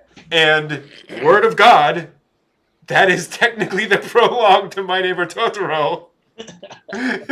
that is what happened, and that eventually Totoro is one of the survivors of that whole conflict, and is now, and is the 1980s is now in Japan. So, oh boy, imagine that. And again, it's one of those things where you're talking to a friend about how this could all work out. You come up with all of this backstory. Oh, wouldn't it be cool? Wouldn't it be cool? Wouldn't it be cool? And then, but you're making the movie. You got to make the movie. And at the end, you're like, that's such a cool story. That's such a cool story. Got to tell that story. Creativity. Yeah. But yeah, that is My Neighbor Totoro. Any other thoughts? You guys had anything else you wanted to make sure we touched on talking about it? I just think that if you want a good, kind of easy, fun anime, just kind of 90 minutes worth of, I just want Wonderment to almost, but not, I don't want Disney to beat me in the skull with a 2x4 with it. Mm-hmm. But if you just want something that's easy and because I think that's one of the big things why I enjoyed this movie is it's accessible for anybody. You can understand what Totoro is. You can understand what the little guys are. The little guys are. You totally understand what's going on. There's nothing heavy, like really like, the mother is dying of cancer. No, the mother is recovering and she's having a tough time of it. Whatever the disease is, she's on the other side of it, but it's tough. And it's two kids dealing with it with a friendly. Even if you don't know Eastern mythology, or not mythology, but spiritualism and religion, you still kind of get the sense of this kind of like, particularly when they're praying in front of the tree, of just like, okay, there's something benign here.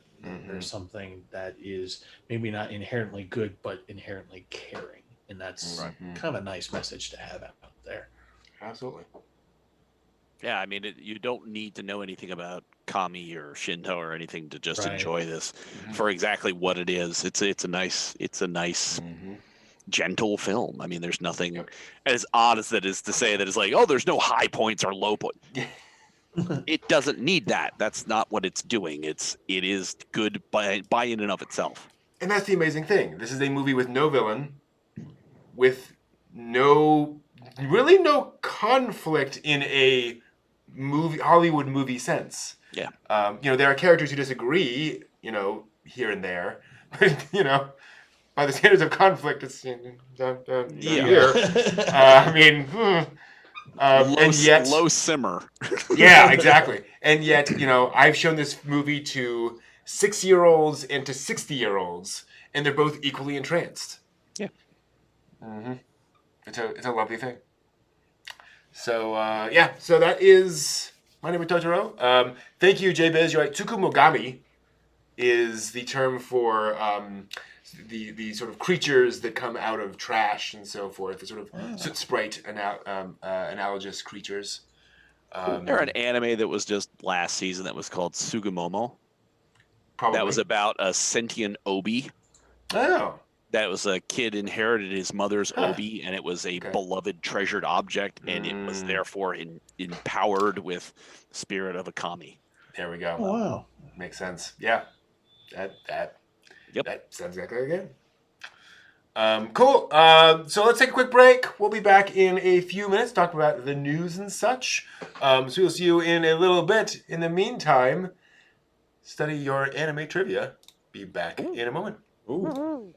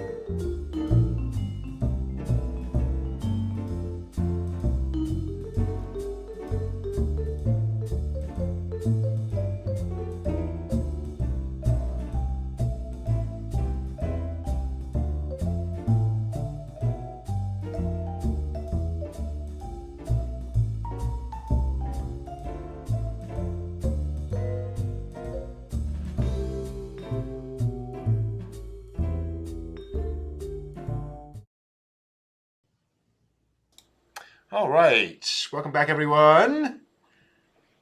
We're here. We're chatting, talking about anime. We just spent 2 hours talking about My Neighbor Totoro. Yeah.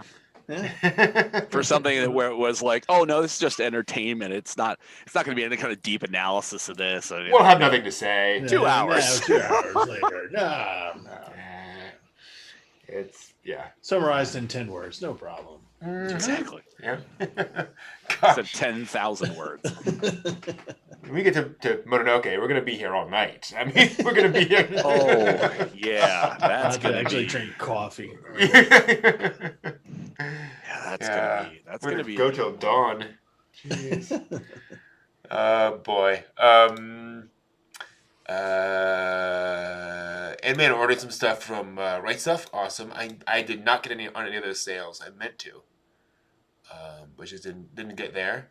It's going for the next 3 hours, so I may have to pull that up. If we have some time, we do that at the end of the stream. It was the season, so you had Funimation running sales, you had Sentai running sales. Just about anybody everywhere was running some kind of sale for something. Yeah, makes sense.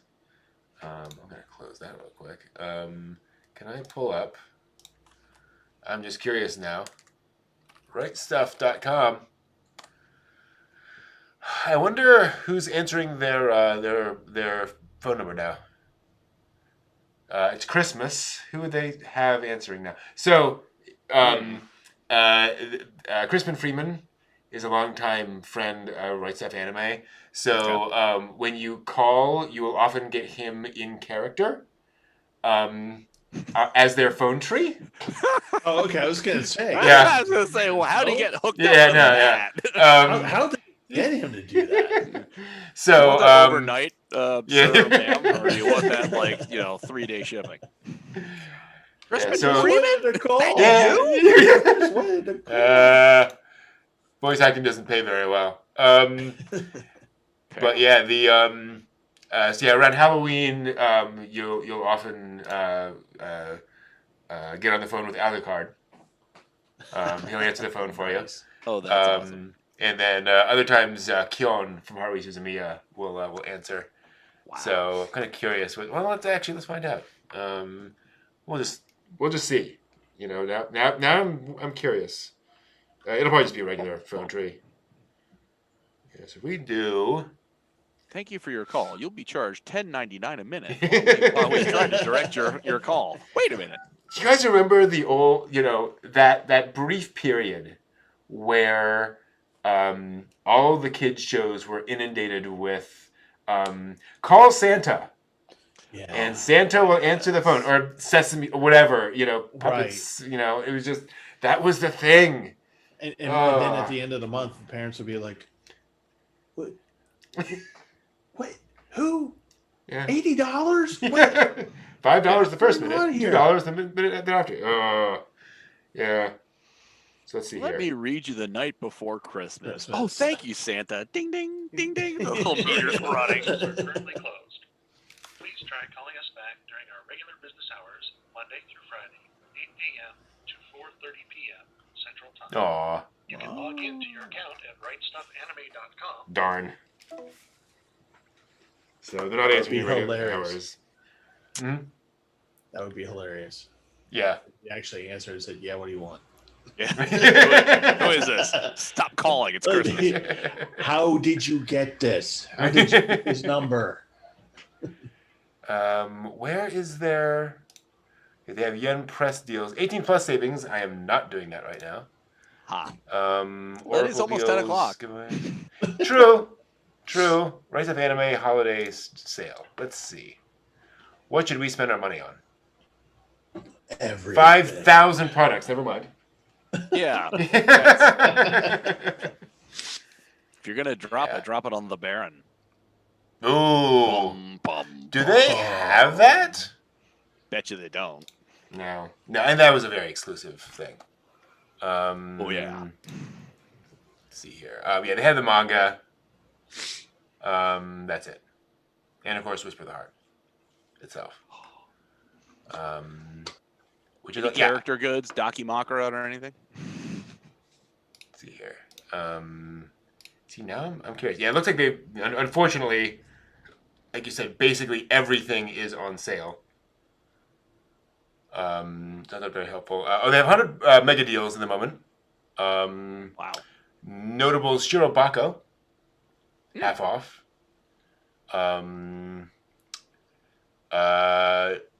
Is It Wrong to Pick Up Girls in a Dungeon Season 2, half off. Gundam NT City Hunter Season 1. Oh, really? See here. Konosuba Season 1. Black Clover Season 1. Over half price off. Rise of a Shield Hero Season 1, Parts 1 and 2, Blu-ray. So I could be angry all over again. Exactly. Blindingly enraged every day. Watch it every time. Oh, boy. Fire Force, if you wanted that on... and no Shobutai.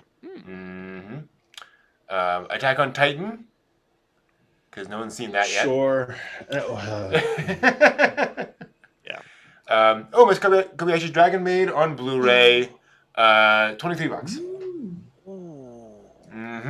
That's a actually, good price. speaking of having a voice answering, I want the dragon that answers whenever she calls. That's what you I want. want. Toru to answer the phone? Wow. What do you want? We're going to eat you. I just want Kana-chan to answer the phone. There we go. That would just be, oh, goodness. Spice and Wolf, $23 on Blu-ray. Ooh. Space Dandy, same. Okay.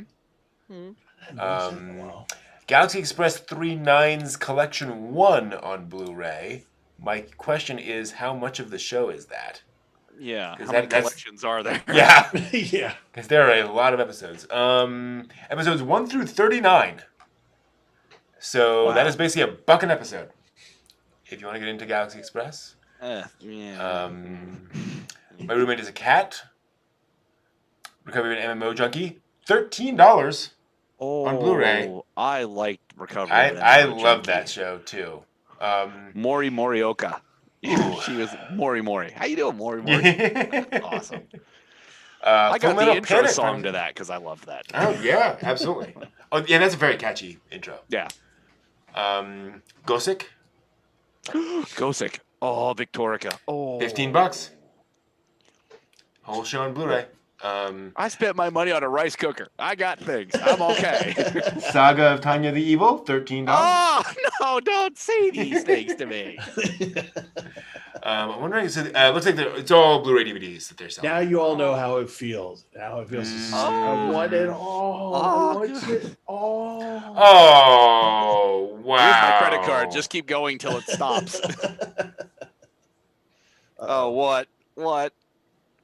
I almost don't want to ask. No, it's the cover for a particular Gundam series is making me verklempt. Oh. That's a fantastic cover, and it's just gets me going. Brilliant cover. But spoilers. Well, not spoilers, but just kind of like that would. Wow. How much are they asking for that? Not much, but I've seen it. I'm not gonna, and I think I own it. Does it have that cover on the one you own? This is where you get the limited edition covers. You know what I do with all those covers? You frame them. Quite the opposite. Throw them away. Yep. Oh. So everything comes around.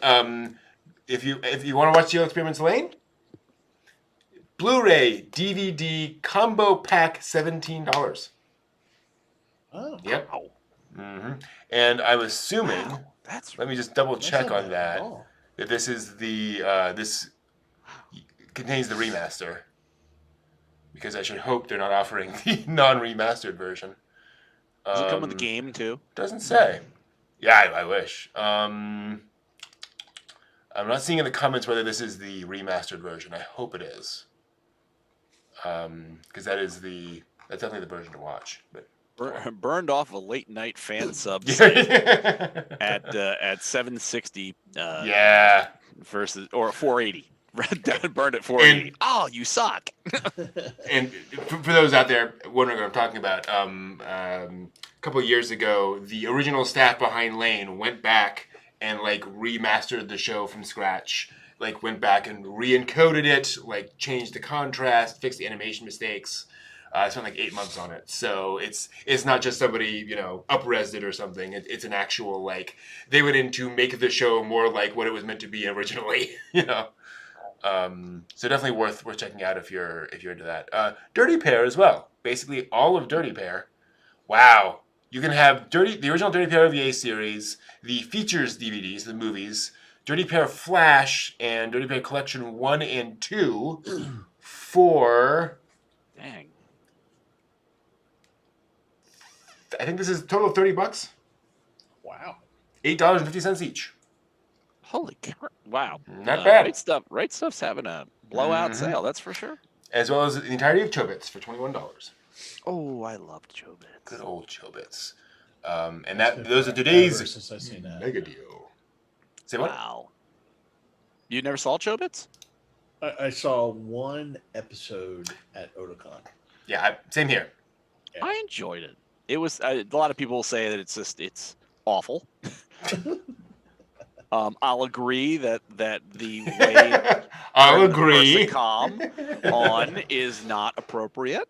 Mm-hmm. But once you get beyond the activation of chi, and you get into the story itself, it's sweeter as it goes along, and so it's a decent story. Okay. Gotcha. Yeah. There are there are some figurines on sale, but again, it's sort of $20, $30 off, or 20% off, 30% off kind of stuff. Pretty normal stuff. Also, apparently, I do not have the adult filter turned on as I went to page 2 of the search results. Oh, well, there you go. Got various manga are in that list, which yeah, okay. For those of a prurient, interested mind. Yes. Well, they're having an adult sale as well, so Good on that's that. a thing you can, if you want to go down that direction, I will not be clicking on those links during the live stream. Consult One of the cool at things your about own this- leisure and by your own risk. If you If are your inter- mom catches you, you're at your own. exactly. It's on your own. No more internet for you. Yeah. One thing to note about this, if folks are kind of curious, so much anime is adapted from the light novels into the manga, and we're getting so many of those now. This is actually a really good opportunity to go in and pick out some of those manga and light novels that might end up getting adapted someday, and kind of get a head start on those things. So a quick little pro tip for folks who are curious. Sometimes you can do that, because that happened with me with Slime. Reincarnated as a Slime. Yeah, I picked up the manga. I was like, oh, I'm really enjoying this. And then like 3 weeks later, they announced, oh, they're making an anime of this. I was like, oh, I'm glad I did that. Cool. So, complete random chance. But How much is the difference between the manga and the anime? I didn't get all the way through the anime. What I saw of it was pretty close. Okay. There's some stuff that happens in the anime that they could probably, or in the manga, they could probably adapt the same way in the anime. Pacing just seemed very different, as you expect.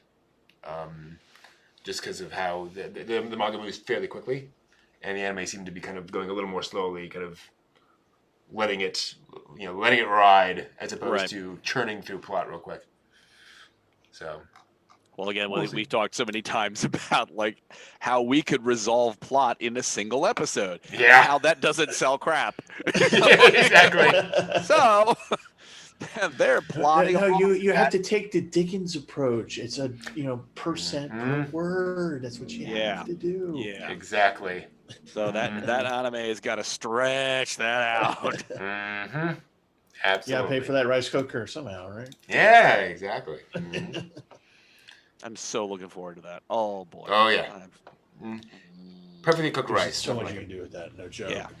I mean, boiled in a pot on the stovetop is not nearly as nice as when the rice we had at the onsen. Mm-hmm. Just set it and I was gonna forget say- it, and it's awesome. Yeah. Well, when I saw the pictures on the Gary that she made for you guys for the onsen, I was just like at the screen, just kind of like going, oh, I'm not going to be there. Well, Becca brought there. She brought those with her, so I don't know whether they have a rice cooker at their house. Yeah. It was good rice, so I easily could have made it. Mm-hmm. Not like the boiled mess I usually make. Not anymore. Ha I know it takes me forever to make it. Yeah. Because I, clean the rice and you do all the stuff, and well, as we found out, the rice cooker's not slow. I mean, even at like the fastest, it's like 40 minutes, 45 minutes, and if you it's not fast, it's like 60 minutes. So I can boil rice in 20 minutes. Yep. But it's just not the same. It's like 20 minutes of goop. Mm-hmm. Right. Yeah, it's just not the same. Yeah. It's not the same. Even Alton Brown says he ruins every 10th pot of rice. So there's something about rice that just something about it that makes it hard, Well, again, there's a reason why a country that made rice, every day for generations, everyone owns a rice cooker. Yeah. Well, it is a nation that based its entire economy on how much rice it could produce for about 1,000 years. Yeah. Literally. Paid in rice. You paid your rent in rice. You got paid in rice. Rice. Like the coins that they would give people that were representative of how much koku they made in a season, that they were just like, well, we don't care about the metal, we care about the rice. Rice. It's like gold is nice, but rice is better. Rice is better. Well, it makes me think back to the aunt in Grave of the Fireflies. She's scraping not well cooked rice. She's trying to scrape it off the pot because there's somebody who you would think can make rice with a rice cooker and it's still burned onto the bottom of the pot. Yep. So it's like, even the experts get you once in a while. Absolutely. Yeah. Did y'all hear that? Who's that? Here's something.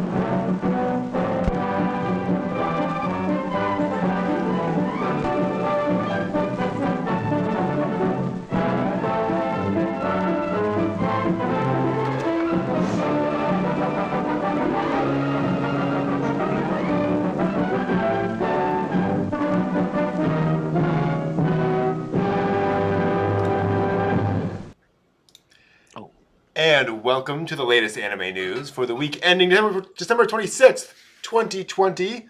Let's get into it, but a bit of a different setup than usual, different lighting, so we're just going to move on and make it work. That is kind of the way of it. And let us start with this. Let's see here. That's right. Perhaps unsurprisingly, there's not a whole lot of major news this week. But we still got some interesting stories to cover. First up, Tokyo-based VR company Diverse, as in VR, has announced the launch of a new mixed media project called Vertical Rise, which aims to include VR crossovers along with the more traditional aspects of multimedia franchises. The company explains in the press release, quote, "With an eye on multifaceted development, we will be discussing with producers of various media, such as novels, comics, and animations, to develop a mixed media product," end quote, with the goal, quote again, "to create new content that allows users to actually experience the narrative world through VR by crossing over between the real VR content and the story," end quote. The project's original story is provided by manga author Rin Kokuyo of Recovery of an MMO Junkie. There we go. It is set in the near future where VR technology has developed and become mainstream and follows a high school boy who wishes to become a VR artist. He lends a VR headset to a classmate who, very active and successful in athletics and other real-life pursuits, doesn't seem like the type to get into VR, but when she enters the VR world, they get caught up in a big incident at the intersection between the real world and the virtual. Big shock there. And they will witness the moment when VR becomes more than just fiction, excuse me, and changes the real world. Vertical Rise. So, not a particularly shocking concept, I don't think, in terms of the story, but always curious to see how media will converge, right? Well, if they do just VR reminds me of SAO. That's the first thing came to mind. I'm like, oh, VR world set up. Yeah. But if they do it like in was it multifaceted media, so they're going to put this VR story into a VR. I just see a whole bunch of people just running, screaming into walls with the big ocular things on their faces. Yeah. accidentally And then smashing the into whole things. project Oh, just wow. going, well, let's try this out. Okay, sure. It's an interesting question. I don't know. It sounds like the same thing. But that's the thing, though. I feel like VR has gotten to a point now where it's become like an established niche. It's not. It used to be basically only for like researchers and like really fringe hobbyists. Now there's enough people out there where like it can support a significant number of like stories and games and so forth. But it's certainly not mainstream. So I'm wondering if this can kind of help pull it a little bit further along. I can't imagine people being like, "Ooh, VR anime thing. I better buy a VR headset." Yeah. Go buy but- Oculus and right now get into it. But it's like any technology, right? It's rarely one thing. It's usually I've heard this and I've heard that, I've heard that, I heard that. Now it's time. So, Well, just to give you kind of the concept of it, I think in time, it while it's niche now, I think in time that it'll be a regular thing. Oh yeah, you like anime, you watch manga, or you read manga, and there's the VR content, blah blah blah, and it'll just be an and thing. Yeah. But just to give you an idea, just was it a year and a half, 2 years ago, when my theater did Diary of Anne Frank, we actually had I think I mentioned this before, we had actually VR connection to the actual museum in Amsterdam. And cool. so you get to take a virtual tour of the actual home that to walk through it, and of course you do the things where you hand and you click on the thing and the book opens and stuff like that. But now they're talking about maybe okay, here's an entire storyline, story arc. You like anime, maybe there's this thing that you're going to get into it. So there is some traction to it, I guess. Absolutely. A little bit. See what happens there. And this is also, a time when I remember actually Becca had a couple of friends over, and they played. There's a VR Fate Stay Night or Fate experience where you go in and you have and the Fate character will be in there and walks around and talks to you a little bit, and you can have tea with Saber or whatever. And for them, they're like, oh, this is really cool. Getting to spend time with an anime character, if you will. Very lovingly rendered. Obviously, there are the Hatsune Miku VR concerts, which are a big deal. And then, was it Half-Life Alyx came out this year, and people it's a VR game in the Half-Life universe that a lot of people consider to be like their best game of the year. And so, VR is kind of getting there, where I feel like there are, enough experience for people to go, okay, this is no longer just a gimmick. Who knows? Well, obviously, like we always say, you're launching this project, you're doing this VR thing. There's money. They're not doing it out of the kindness of their hearts. This thing is generating cash. Yep. Right. You might have Elon Musk behind it throwing money at it, being like, no, do this thing, and then people will come. Maybe so. Maybe somebody behind it is bankrolling this. But if it's not, these people are finding something that is a cash generating venture, and they're going to make money at this. So and what that thing is going to be is VR pachinko. Yes.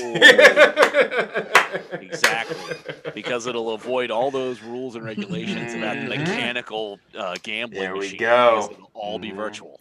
Yep. What they really need to do is VR Genshin Impact. Oh God! See, and then you make all the money. Then it'll truly be SAO, and I'll never see you guys again. Exactly. Yeah, I'll see. We'll just be us sitting in chairs. Yep, running around to that. Hooked up to all the feeding tubes and everything else. Yep. Gotta hit level 60. All right, moving on. Let's see here. So, this is the thing. There we go. If you're in our Discord or in the online Gundam fandom at large, you may have seen last week's video of the grand unveiling of the life-size moving Gundam statue in Yokohama. The Gundam.info website announced on Monday that the magnificent model has officially been recognized with 2 Guinness World Records. Unsurprisingly, the record for the largest mobile Gundam, and also the record for the largest mobile humanoid robot. The Gundam Factory Yokohama held a ceremony last week to celebrate both records. Global Challenge representative Yasuo Miyakawa commented, quote, "Thank you so much for this. I never would have imagined that we would get a Guinness World Record in my life. I hope that everyone will come to Yokohama to see the Walking Gundam that has been acknowledged by the Guinness World Records." Walking Gundam is also in quotes. That is also an end quote. The attraction held its official public opening on December 19th and will stay open through March 31st. The statue weighs an impressive 25 tons and features 24 moving joints, not counting the hands. It performs a demonstration every half hour and will also run special seasonal shows from time to time. The project to create a real moving Gundam first began way back in 2014 as part of the Gundam Global Challenge. A contest was held in 2015 for proposals on how to make the 18-meter high statue actually moved, and guess what? They succeeded. Awesome. It's an amazing thing. Yep. And watching that video, I was like, when they were doing the narration behind it and it's moving, and I'm just like, as usual, I'm just like, yeah, that's probably a toy I should never ever have. I'm just walking down the streets of Baltimore in my Gundam. There we go. Stop and cry with a big ass laser cannon. Yeah. But blow up half the block to stop a monkey. Yeah. Right. Sorry. But no jaywalking for you. But yeah, I know. I saw that, and then of course I saw what came on the news this morning, and I was just like, oh, I'm never gonna get to Japan. No. I'm never gonna get there. But because they're nobody's allowed in at this point. But but someday I'll be in a cargo hold. Well, I mean, I'm sure somewhere in the world of YouTube, somebody, I hope somebody has gone to see the Gundam and has filmed it in entirety in high definition. Mm-hmm. So that even if you can't be there, at least you could see what it's doing. You know, I mean, it's like that's something. That's a VR thing I would buy into. Yeah, it'd be kind of cool. Mm-hmm. Yeah, totally. VR walk around the giant mobile. Yeah. Oh yeah, that'd be kind of cool. Yep. For what it's worth, as I understand it, it is on essentially a brace on the small of its back, so it can mobily move all of its, arms and legs and such. But I think it always has at least 1 foot on the ground, and everything else can kind of move and so forth. So, right. But it can also it can kneel, it can stand up, it's got a lot of motion. It's kind of amazing. 25 it was impressive tons worth of. Mm-hmm. Yeah. Mm-hmm. And even in real time, it's moving slowly, but it's moving noticeably. Yeah. It's boy, that is a feat of engineering. Not easy. It's the future of warfare. No. Not even close. Now, unfortunately, all good things must come to an end, including manga and anime. Oh. Unless you're in the Naruto franchise, or the Evangelion franchise, or the Dragon. Anyway, 2 favorite manga have announced their conclusions this week. Akane Shimizu's Cells at Work will publish its final chapter in the next issue of Kodansha's monthly Shonen Sirius on January 26th, and Ato's long-running Non Biori will end in Kadokawa's monthly Comic Alive magazine a month later on February 27th. Cells at Work was Shimizu's debut work and began back in March of 2015, telling the story of personified cells of all types in the body. 5 volumes have been published so far, with 4.5 million copies in total. This month's issue features the manga's 29th story titled What Else? New Coronavirus Part 1. The manga's official Twitter commented on the news story saying, "With gratitude to all the medical professionals fighting on the front lines, we hope this will help in the proper understanding of the new coronavirus." Ato's Non Biori began way back in 2009 and has inspired a TV anime, a film, and 2 original anime DVDs. The original anime debuted in 2013, a second season in 2015, and a 3rd season coming up on January 10th. Yes. The cute slice-of-life comedy takes place in the remote countryside, follows newly relocated Tokyo girl Hotaru and her local friends as she adjusts to the slow life in the country. Yeah. The nice thing about these is it's not like it would be hard to come back to Non Biori and tell new stories or Cells at Work. Yeah. Well, would you come back and make Renge grow up? You know what I mean? It's like I love Renge the way she is, and Hotaru. You know, they're all the girls are, and the brother, the sort of milquetoast brother. They're all awesome the way that they are, but you know, you do have that. You know, do you go with the Eternal Simpsons thing, or do you have them progress? In which case, they're going to leave town as they progress. There's really nowhere else to go. I was like, yeah, I doubt they would ever progress that. I hope universe. Not. It's so sweet. Yeah. We've decided to open a university over there behind that tree. So now you all go from high school to over there. Sweet. It'll be an eternal summer. Oh. And Cells at Work is just awesome. Yeah. It's can't beat Platelet John. Yeah. The manga may end, but I have a feeling that there'll be plenty of just holiday issue. Yeah. Summer issue. That's a great point. This, you know, that other thing and that, you know, I think it's just going to transform into another media. That's all. Yeah. Or, another format. They'll And do actually- ONAs or yeah. OVAs and stuff. Yeah, and I don't think anyone's going to age. Nope. I think they got the formula right. Yeah. Well, and it's Cells at Work, I think, especially too. Like you can go back to that well in any number of ways. New characters. Yeah. They've already done one manga, I think, with a different like artist. So they've done a spin-off manga, I think, of it already. So yeah, I think that's not difficult. We will see. Speaking of long-running franchises, should have added this one to the joke. So, speaking of franchises that'll never end, Chinese-based game developer Tencent has love this. Has recently opened up 19 Pokemon-related job listings, including one of particular interest to super fans. The company's looking for a Pokemon concept consultant.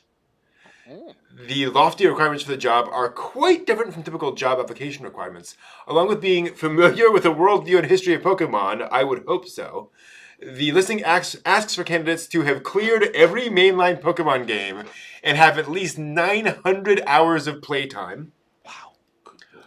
Hold the highest possible ranking in the newest game's Battle Tower, and to have watched at least 500 episodes of the Pokemon anime. Oh my God. Those chosen for the position will be responsible for assessing the gameplay, characters, systems, and art of upcoming games, and ensuring that they faithfully restore the Pokemon worldview, end quote. For at least a few people, being an otaku is really about to pay off. Let's hope this... Joke. Yeah, let's hope the same thing we said for us in the future, and that there'll be something like that for the rest of us. My goodness. I'm not sure what to think of that, other than they're probably. I want to know who they are. People. Are these people like? Do they talk Sure. to people? You know what I mean? Oh, yeah. Or are you hiring this person and they're just going to be like kind of sitting in a corner, being like, "No, I don't know who you are. Oh, I'm nervous. Well, I have to go play the game now." You know what I mean? Like, remember, Hikikomori. Remember, this franchise is 20 years old. So, there are people who started doing this 20 years ago. There are plenty of Pokemon fans who are already there. Right? They've beaten every mainline game. 900 hours? Yeah. How many mainline Pokemon games do you think there are? It's not that much. It's like 100 hours per game, maybe. So, Steve, what did you have to do for your job? Well, I had to go to an interview, which was kind of tough, and then I had to do a drug test, and didn't have to really worry about that. But it was kind of dicey there during the interview. How about you? Oh, I got the Pokemon job. Because I don't leave my house a lot, and I like to stay in and just do nothing but Pokemon. But no. Again, it's just like the skill set is so niche, and you're just like, and the criteria for this job is just so amazing. It almost makes you like you got your job for Pokemon this way, or you're a rocket scientist, and the rest of us are just like. Well, you have to be the highest scoring person. You got to, it's like. Yeah, Jeez. Because I mean, just any one of those. Not the highest scoring person. You just have to But, like, have hit high rank. Yeah. Up there. Yeah. But it's just like, you can imagine people who would be somewhere on that scale of things. Like, okay, you've seen all the anime and you've played the game, but you've not played 900 hours, and you've seen most of the anime, and you're kind of familiar. Then the people who are like really know this, but they haven't done some other part. You're talking an all-rounder, a person that has obviously been absorbed into the Poke world so incredibly that they're great at the games, that they're fully versed in all the media associated with Pokemon. It's like, that's got to be a hell of a person to find. Yep. But this is you the thing. See it now. The person shows up and they go, "Oh, that's a great cosplay of Pikachu." What do you mean cosplay? I am. I am Pikachu. Look at it this way, though. Tencent, for those who don't know, is the biggest video game developer in China. They got the Pokemon contract. They're going to sell Pokemon to 1 billion people. Yep. What is the bar for that? Yep. What is the bar that Nintendo or the Pokemon company, set for that? It's like, no, you can't just get somebody who's seen an episode here or there. Like, this had better work, because can you imagine how much they paid for that license? Yeah. All the money. All the money. And then some. So whatever they release, like, if that doesn't work out, that's going to be real bad. So yeah, I imagine they're like, let's.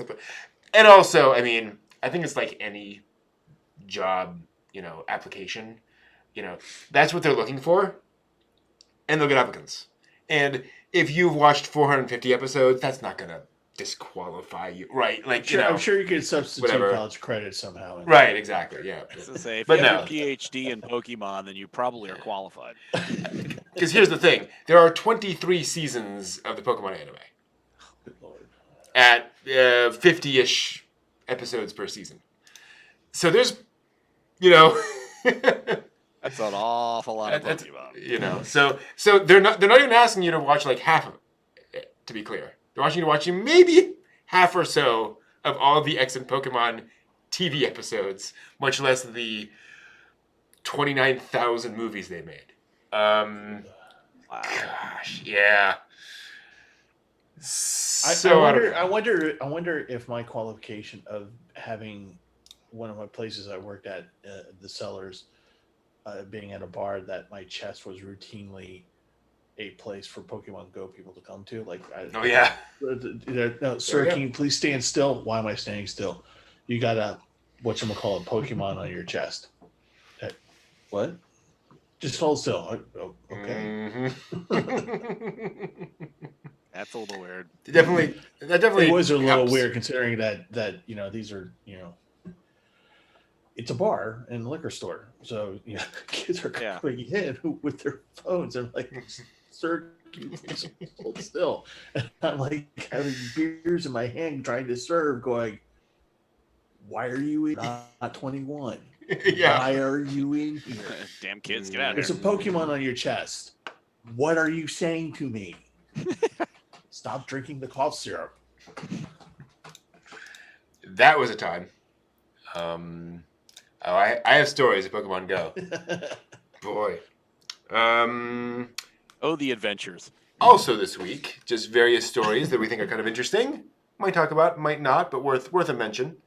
Let's see here. That's right. The last month has been a big one for fans of Haruhi Suzumiya, with the publication of the first new novel in 9 years and all the events and celebrations surrounding it. In celebration of that novel, Kadokawa held a popularity poll of characters from the series. The online general election of Haruhi Suzumiya was held from November 10th to November 30th and allowed fans to vote for one character per day, each vote counting for 10 points. Despite the series being all about her, Haruhi herself did not top the ranking but came in second place. In first place with 168,010 points is the expressionless but always adorable alien Yuki Nagato. Haruhi's behind her with 114,000 points. After Haruhi comes Kyon in third, then Itsuki Koizumi in fourth, Sasaki in fifth, Tsuruya-san in sixth, and Mikuru Asahina all the way down the bottom in seventh. Wow. Hiromi Arakawa, creator of FMA, Full Metal Alchemist, and Silver Spoon, will publish a new chapter in her Raiden 18 sci-fi manga in next month's Sunday GX magazine, 10 years after the previous chapter. The 40-page chapter will have a color opening page and feature on the magazine's cover. No big surprise there. The manga has only had 3 chapters before this one. The first was published in Sunday GX in July of 2005. And the second in December of that year. The third chapter debuted 5 years later in December of 2010. It is a comedic manga revolving around a mad scientist who builds a synthetic human named Raiden 18 Go and brings it to life. Huh. Yeah. This morning's last episode of the regular Magic High School Visitor arc ended with a teaser for a new anime adaptation of the manga spin-off, The Honor Student at Magic High School. The TV anime will debut sometime next year and tells the story from the perspective of main character Tatsuyu's adoring sister, Miyuki. It was confirmed this week that Maiko Uchino's Slow Loop manga is getting an anime adaptation. Uchino published a one-shot manga with the same title in the Manga Time Kirara Forward magazine in April 2018, with a full serialization later that year. The manga's 4th volume will be published in January, telling the story of Hiyori, who loves fly fishing, which is passed down by her late father. One day fishing at the beach, she meets Koharu, who happens to be her new stepsister, and the two bond over time through fishing. Last weekend's Jump Festa 21 event revealed that Sana Kirioka's Taisho Maiden Fairy Tale manga is getting a TV anime adaptation in the fall of 2021. It takes place during the Taisho era. And it follows Tamahiko, a young man who lost the use of his right hand and now lives in a rural area to care for his health. One day he meets the devoted and naive Yuzuki, who was purchased by Tamahiko's father to be Tamahiko's wife. Ooh. Because the Taisho era. Through meeting her, his withdrawn, pessimistic nature begins to change. Began back in 2015. Toei Animation revealed this week. Always does that. Toei Animation revealed this week its new intellectual property research team, and yes, Toei has an intellectual property research team. Is producing a 5-minute pilot anime film. It is titled Irvon. It will film on YouTube it is a short film that will stream on YouTube in January. It will also air on TV Sasebo, as it's set in the city of Sasebo in Nagasaki Prefecture. Production began in spring, but, coronavirus. As a result, they began a new method of production in collaboration with Nagasaki International University's Departments of Humanities and International Tourism. Rather than going on site to locations, backgrounds are created based on landscape photos taken by the seminar's students, and Toei used Zoom and file sharing service Box to remotely produce the animation. Interesting. TV Aichi, it can be interesting. TV Aichi announced on Tuesday that it's producing a TV anime of Suzuna Takamura's 4-panel manga Suna and Manu in the Peculiar Desert. The title is a play on words and can also be translated as Suna and Manu in the Candy Desert. It centers on the daily life of 2 cats who live in a desert made of sugar. It debuted on social media in 2019 and just began serialization online this week, along with the anime announcement. The anime is set to premiere February 13th on TV and streaming services. Last this week, the Reborn anime is currently running a free online exhibition. It runs through February 17th and features materials from a different arc of the story every week or two until the last 2 weeks, when everything will be displayed. Love it when they do that. More than 300 total pieces of artwork will be on display across all the anime's major arcs. The exhibition can be accessed through the organizer's website via PC or smartphone. Fans can obviously leave comments, or they can leave, there's some kind of simultaneous call feature, apparently. And of course, original goods are on sale through the online shop. The Reborn manga launched all the way back in 2004, ended in 2012, but the TV animation ran from 2006 to 2010. So it was around for a while. And that is the news for the week. I want to see the cats in the sugar desert. It just It's the sounds main villain of insane. diabetes. It might as well be. Like, that's just nuts. Suna and Manu in the candy desert. Oh, Mm-hmm. I can't even imagine. Manu, keep up, or diabetes is gonna get Yeah. you. That's just, Okay, I got metformin. what was the inspiration to that, other than diabetes? You know what I mean? Be like, I know. Let's take 2 cats in a sandbox. Oh, is it a litter box? No. Get my idea. It's full of sugar. So the cats are going to go into a cat box full of sugar? No. Well, yes, but no. You gotta be careful with that dry erase Oh my marker. It gosh. gets you a little loopy if you're sitting in that cubicle by yourself. Like, I'm just looking it up now. See if I can find some artwork. Nope, not much. Surprisingly hard to find information on this. Odd. Let's see here. I imagine there would be. Okashi. Nah, right. See here. Okay, that's not helpful. Comedy gold. Uh-oh. I put in part of it, and the first result is for Genshin Impact. Because, you know, you Okay. cannot get away from Genshin Impact, basically. Everybody's playing. You should be playing. Right. Pretty much. Oh God. You could be in gosh, the it's sugar hard. desert, right? Well, now. who is Good. it? Mio Yoho, or whatever their company name is. Tech Otakus Save the World. Mhm. I was like, oh, that's awesome. That's their subtitle. That's their thing. Yeah, that's strange. This appears to be one of those things that's just, I expected to find tons of various websites offering images from the manga. Right. But they don't seem to be around much. Interesting. They're keeping it Why very is hush there- hush. Mm-hmm. Yeah. And lots of weird links to oddball things. And Toei, this Irvine thing, I'm so curious to see how that's going to turn out. Yeah. Using university students, Zoom, Mhm. Dropbox, image, it's just like, wow, it's fine. I mean, you could do street level view from Google Maps. You can literally look at stuff as if you're standing in front of it. But Yeah. there's also, keep your hands off eyes you can. There's a creative process about being someplace, and then, you're in that space doing things.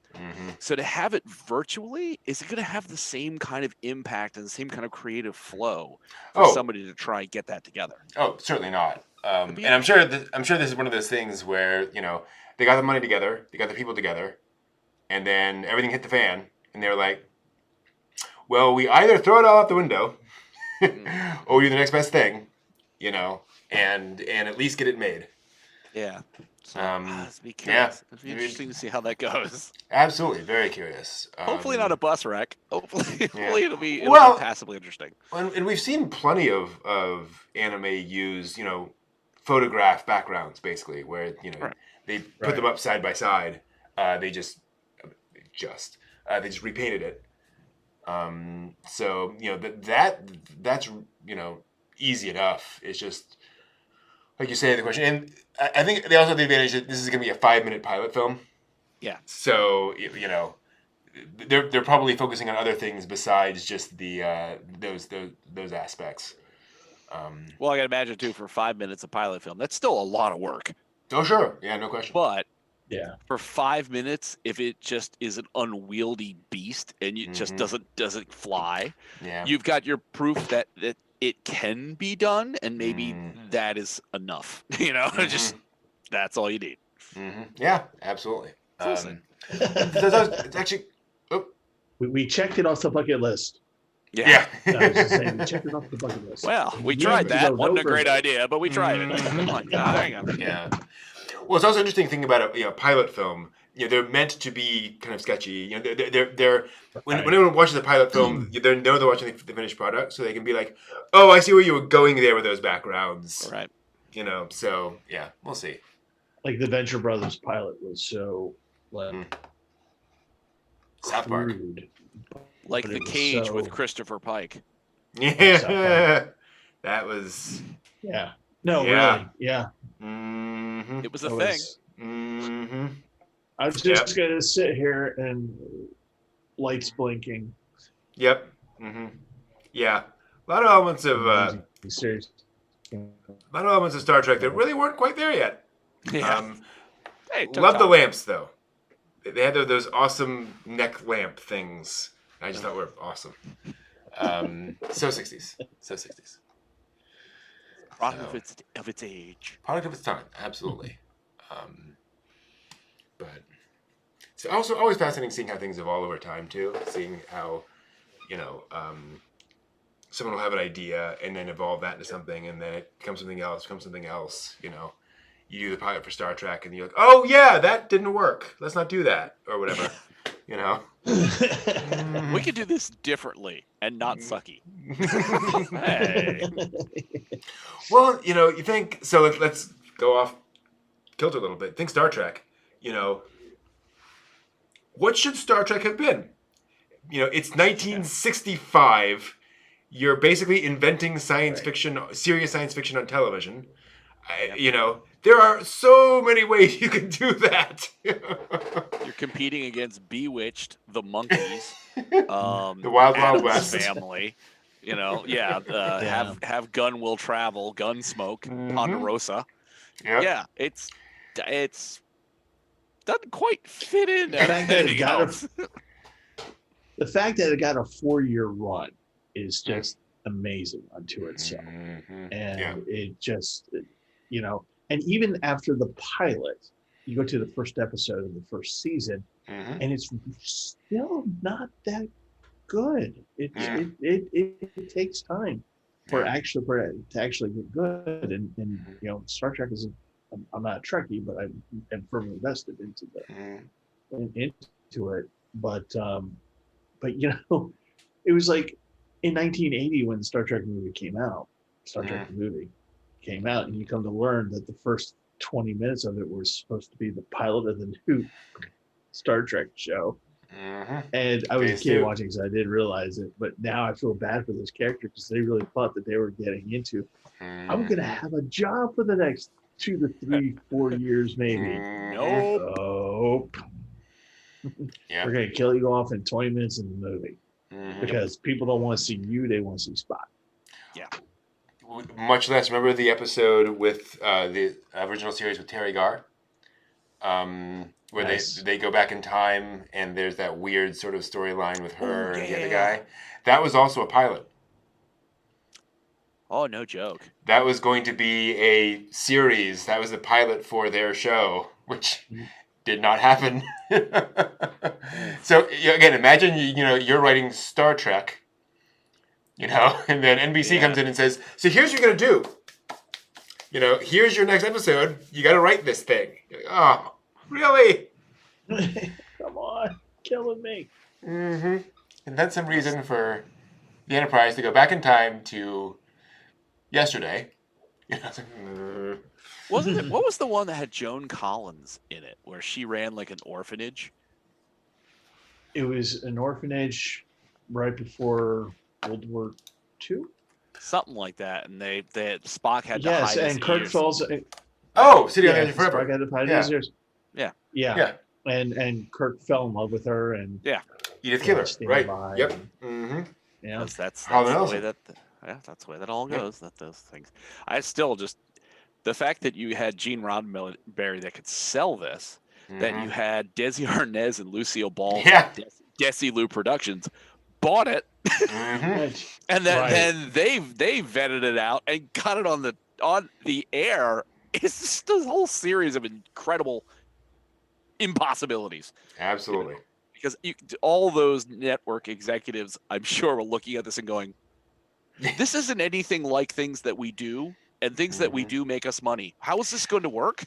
There's a great thing in one of the behind the scenes books where they said, understand, we would go to the prop department and explain that we needed to build props, and they would say, well, this isn't a gun or a saddle. Like, nobody made Right. sci-fi props out of whole cloth Yeah. back then. Like, there was just no concept of, here's a drawing, make this thing. Yeah. Jeez, you know. Different times. Gosh. Remember, the guys, to switch a little bit, Mr. Science Theater 3000. That was a show made out of the Midwest, out of a couple of warehouses up in Minnesota somewhere, I think. And you think you're making a weekly 2-hour comedy sci-fi series, Yeah. and you have to make the props for that. And you're not in Hollywood, all that. You have to use spit and baling wire to come up with this, ridiculous Leave It to Tom Beaver Servo. spaceship, yeah. Crow. A And all gumball this stuff. machine in like And parts the of a fact- vacuum. And the fact that they had to like sell their videos through the mail, like they actually had a mailing service. Like they would make the videos and sell them, and there you go. Wow. In the days before the internet access meant that you television. had to know somebody who knew somebody who knew somebody who could Somebody. get you something. You tell you the number. Yeah. Or it was public access, and you could do all sorts of things. Oh, Oh, gosh, yes. that's right. Public access. Wow. Mr. Science Theater started on KTMA TV 23 in the St. Paul area. Wow. They tell a story that they started doing this thing because, Joel, the creator, was a local comic, and he wanted to start a TV show, and he came up with all these ideas. And so 3 or 4 episodes in, they opened up a phone line and put the phone number on the bottom of the screen during an episode to say, hey, call in and leave a message, and we'll do kind of a fan club kind of a thing. And so the show went out on Sunday night. They came in Monday morning, and the 60-minute answering machine tape was full. Wow. Yeah. And they're like, oh, people are watching this. Like, we had no idea. Audience. He said, granted, a third of it were things like, would you please turn the commentary off? Could you please stop having the people talk during the movie? It's so annoying. And another third was, you guys are so cute. It's so good what you all are doing. Okay. Bless your thanks. heart. Good. Yeah. Bless Okay. your heart. Well, there was back. You may remember Lorraine Newman Vaguely. from Saturday Night Live, Mhm. like classic Yes. Saturday Night Live. Mhm. She did, after she left Saturday Night Live, she did something called Mad Movies for a brief while. Yes. And that was redubbing Oh, okay. Yeah. classic sci-fi and classic films with like ridiculous like voiceovers. And I remember watching Mad Movies for the very brief like half season it ran. And then years later running into MST 3000 and being like, oh my God, that's there you go. It's not redubbed, but there you go. It made it to Night Flight, which is what I used to watch, which had a whole bunch of, it was a cable channel way back in like late 80s, early 90s, where it just had a whole bunch of different esoteric stuff. Like, over the weekend, it was literally just like, okay, 11:30 at night to about 2:30, somewhere between 2:30 and 4 a.m., depending upon where, how much stuff they had.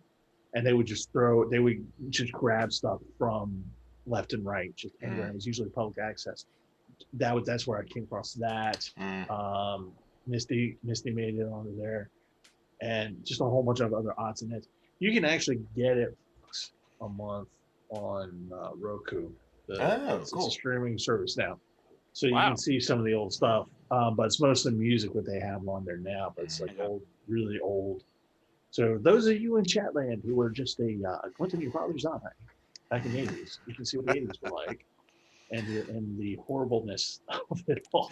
Well, the 80s. But I was there. I wouldn't recommend it. Right.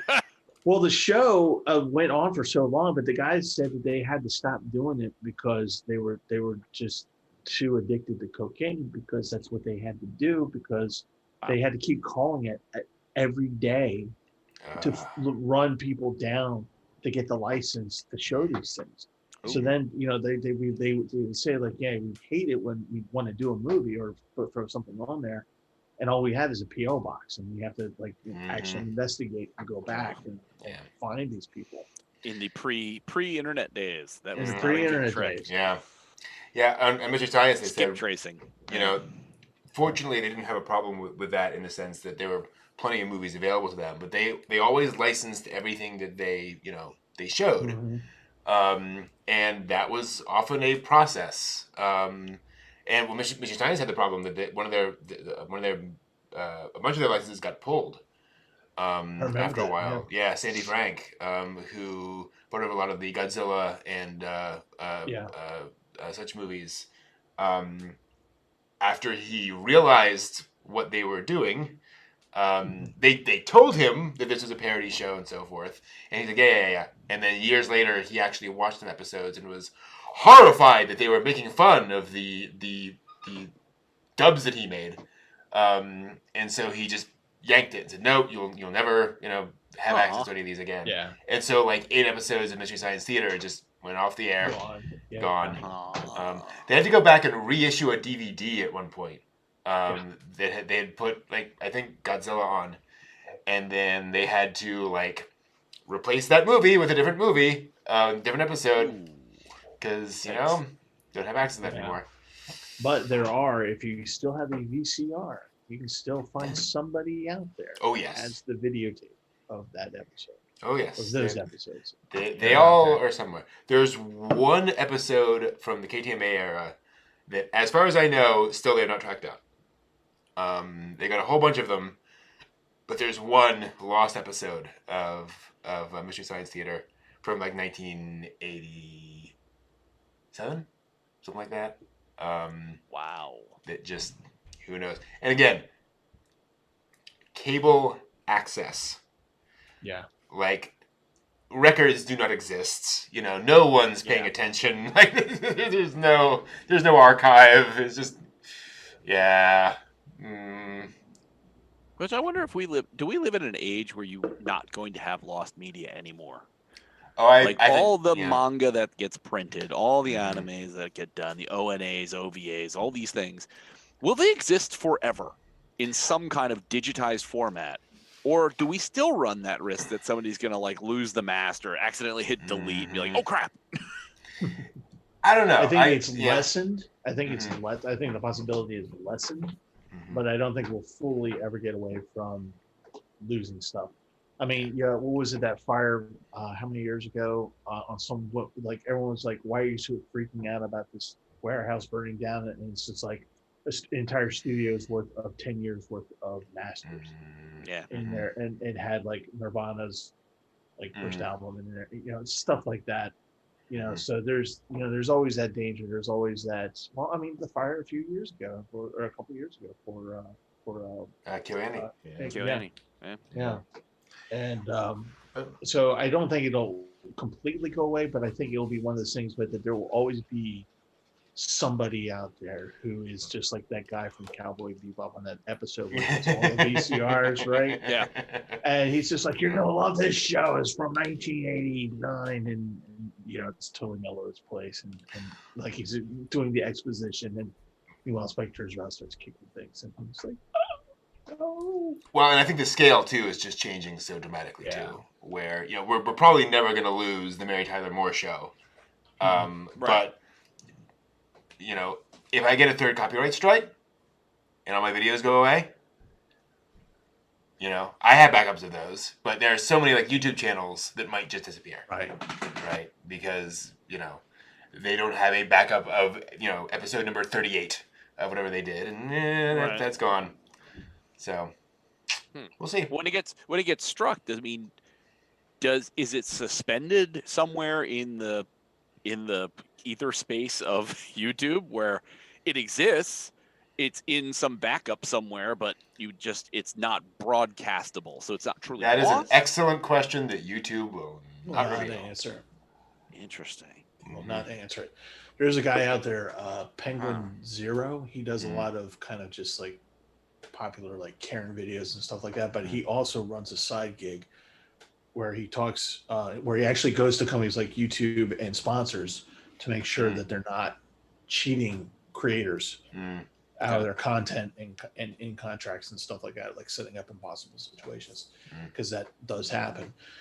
And he said that they went to YouTube for, representing a few people, different channels and creators. And they went to YouTube and YouTube flat out said, here's what we're going to talk about. Here's what we're not going to talk about. And you will never know. Period. End story.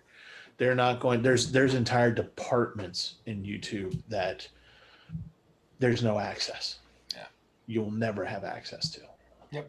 Like people who work in there who do these kinds of things, work the algorithms. And it's not like about proprietary knowledge. It's just about running YouTube. And in fairness, it's stuff like, the YouTube, Tom Scott did a video called Why the YouTube's algorithm Will Always Be a Secret. Because as soon as that algorithm is known, people will game it. And people will figure out how to do all that stuff. They cannot reveal that reasonably. And then that has add-on effects. Well, I can't talk about that. I can't reveal that. And it's just... Right. Wow. There are lots of different things where it's just like, as soon as this information gets out, everyone's lives become harder. So, yeah. It's interesting. But, and also, we don't want Section 230 repealed. We do not want that, people. We do not want that. Found out N-Man found out about Mystery Science Theater when the movie showed, and look, that's right, MSC3K the movie, This Island Earth. They talked about that. They of course did like press releases when they did the movie, and they would have reporters come up to them, like media reporter come up and say, "But why are you making fun of a good movie? It's a really good movie." And they were like, "When did you last see it?" "When I was 9. Okay, well, perceptions change. It doesn't hold up. It didn't age well. Did not age it's well. Not like wine. It's like Kimigori Orange Road. It just doesn't age very well. No. Golden Boy? A little better, but still not very well. Golden Boy has its issues. Agent Aika, on the other hand, that's fine. Okay. Acres and acres of panty shots. Yep. Anyway, cool. Let's see here. Well, I have a question for you all. Do I have a question for you all? Will this even work? I don't know if this will even work. Do you have any favorites that you'd like to talk about? No, it won't. Never mind. So that'll have to do it for us for tonight. Still have a few configuration tweaks to make. An image file just didn't get copied over, clearly. But thank you all for being here. This has been a lot of fun as always. Thank you as well. Hope the holidays were well for all in Chatland and all here. Absolutely. Yes. Happy New Year. Yes. It will be 2021 when next we meet. It will be. Yes. It'll be 2021. 2021. The year we make contact. Exactly. And the year that we get mutant COVID-19. Right. Stop. Bird flu. And next week we will be talking about the original Ghost in the Shell film from 1990 something. Which I've never seen. Yeah, this will be a good opportunity. This is the very first one. It'll be noteworthy. Yay! To be clear, we are not watching the the remastered version, the CGI version that they did, which they tweaked. This will not be Innocence. It won't be the live action version. It'll just be the original Ghost in the Shell film. Yeah. So when I come here talking about Scarlett Johansson, you're gonna be like, "What is wrong with you? Would you not listen to things?" Very different thing. I didn't like it. No one liked it. I liked it. I liked that movie. I'll talk about that movie. We'll talk about that movie. Did you guys see Alita? Did you see Battle Angel Alita? Yeah. Not yet. And it's disappointing. So it's not like the 4-episode OVA, which I thought was a great OVA anime. I got totally distracted by the fact that it was just the CGI madness. in that movie was just, and the fact that they made her anime, and by that I mean her eyes literally, when you see it in the trailers, her eyes are like this freaking big. They really are this freaking big. But it tells the story of it initially tells a story about how the doctor finds her and puts her back together, and she comes back as the battle angel and unknown form of combat, and she does the ring. She's trying to better the society and blah blah blah, this, that, and the other thing. But it's just it was just so disappointing. It just didn't transfer. I guess what I'm trying to say is that it didn't transfer well to the live action. Not like how it didn't transfer well from the Ghost in the Shell, where they tried to put too much into one movie. Right. They tried to cram in I thought they tried to cram in 3 series into one movie. But the fight sequences in Alita are okay. Okay. They kind of get laughable after a while. I think personally. It's disappointing. Yeah. I had high hopes for it.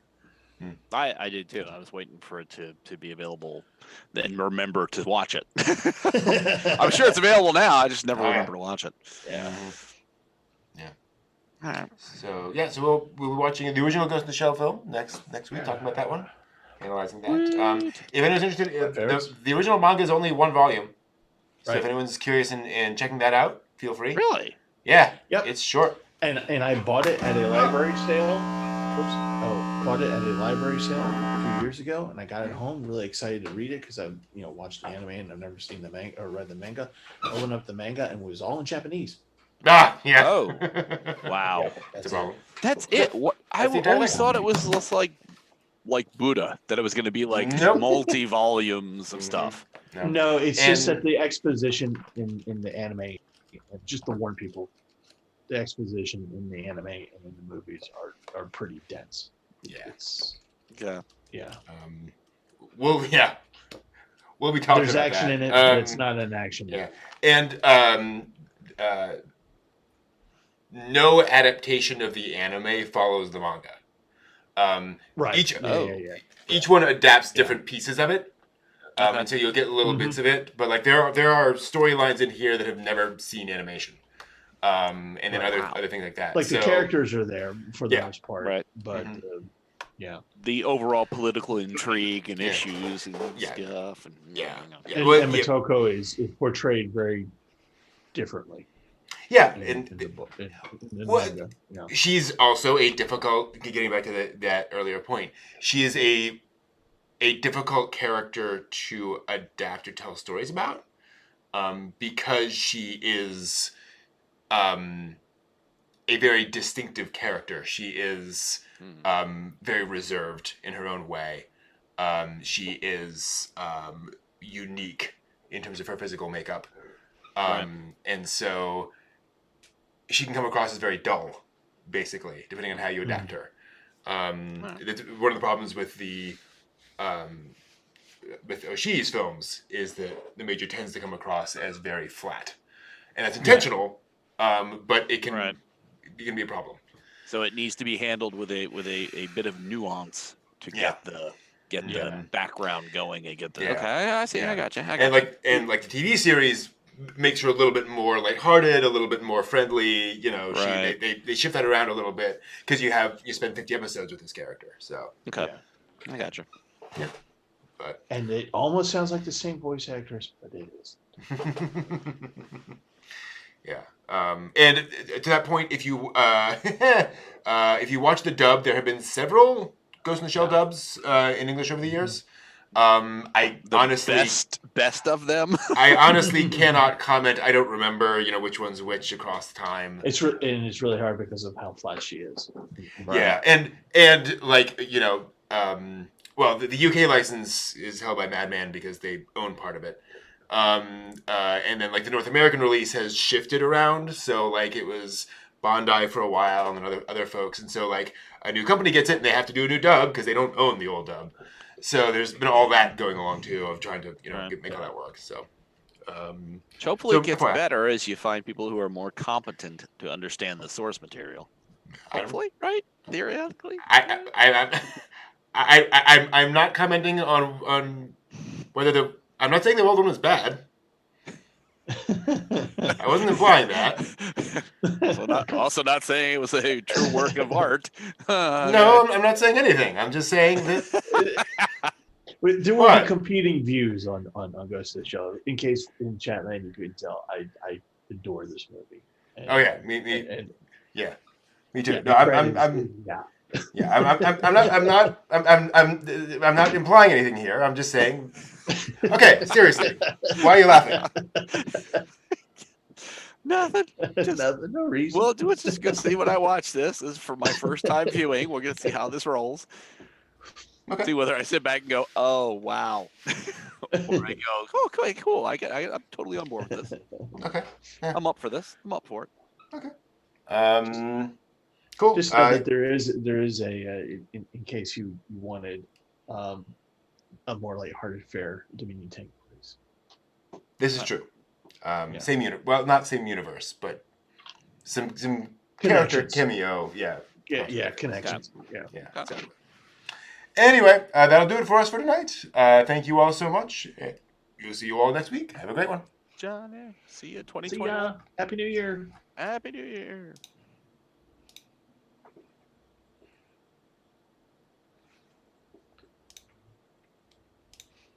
And there's the Baron.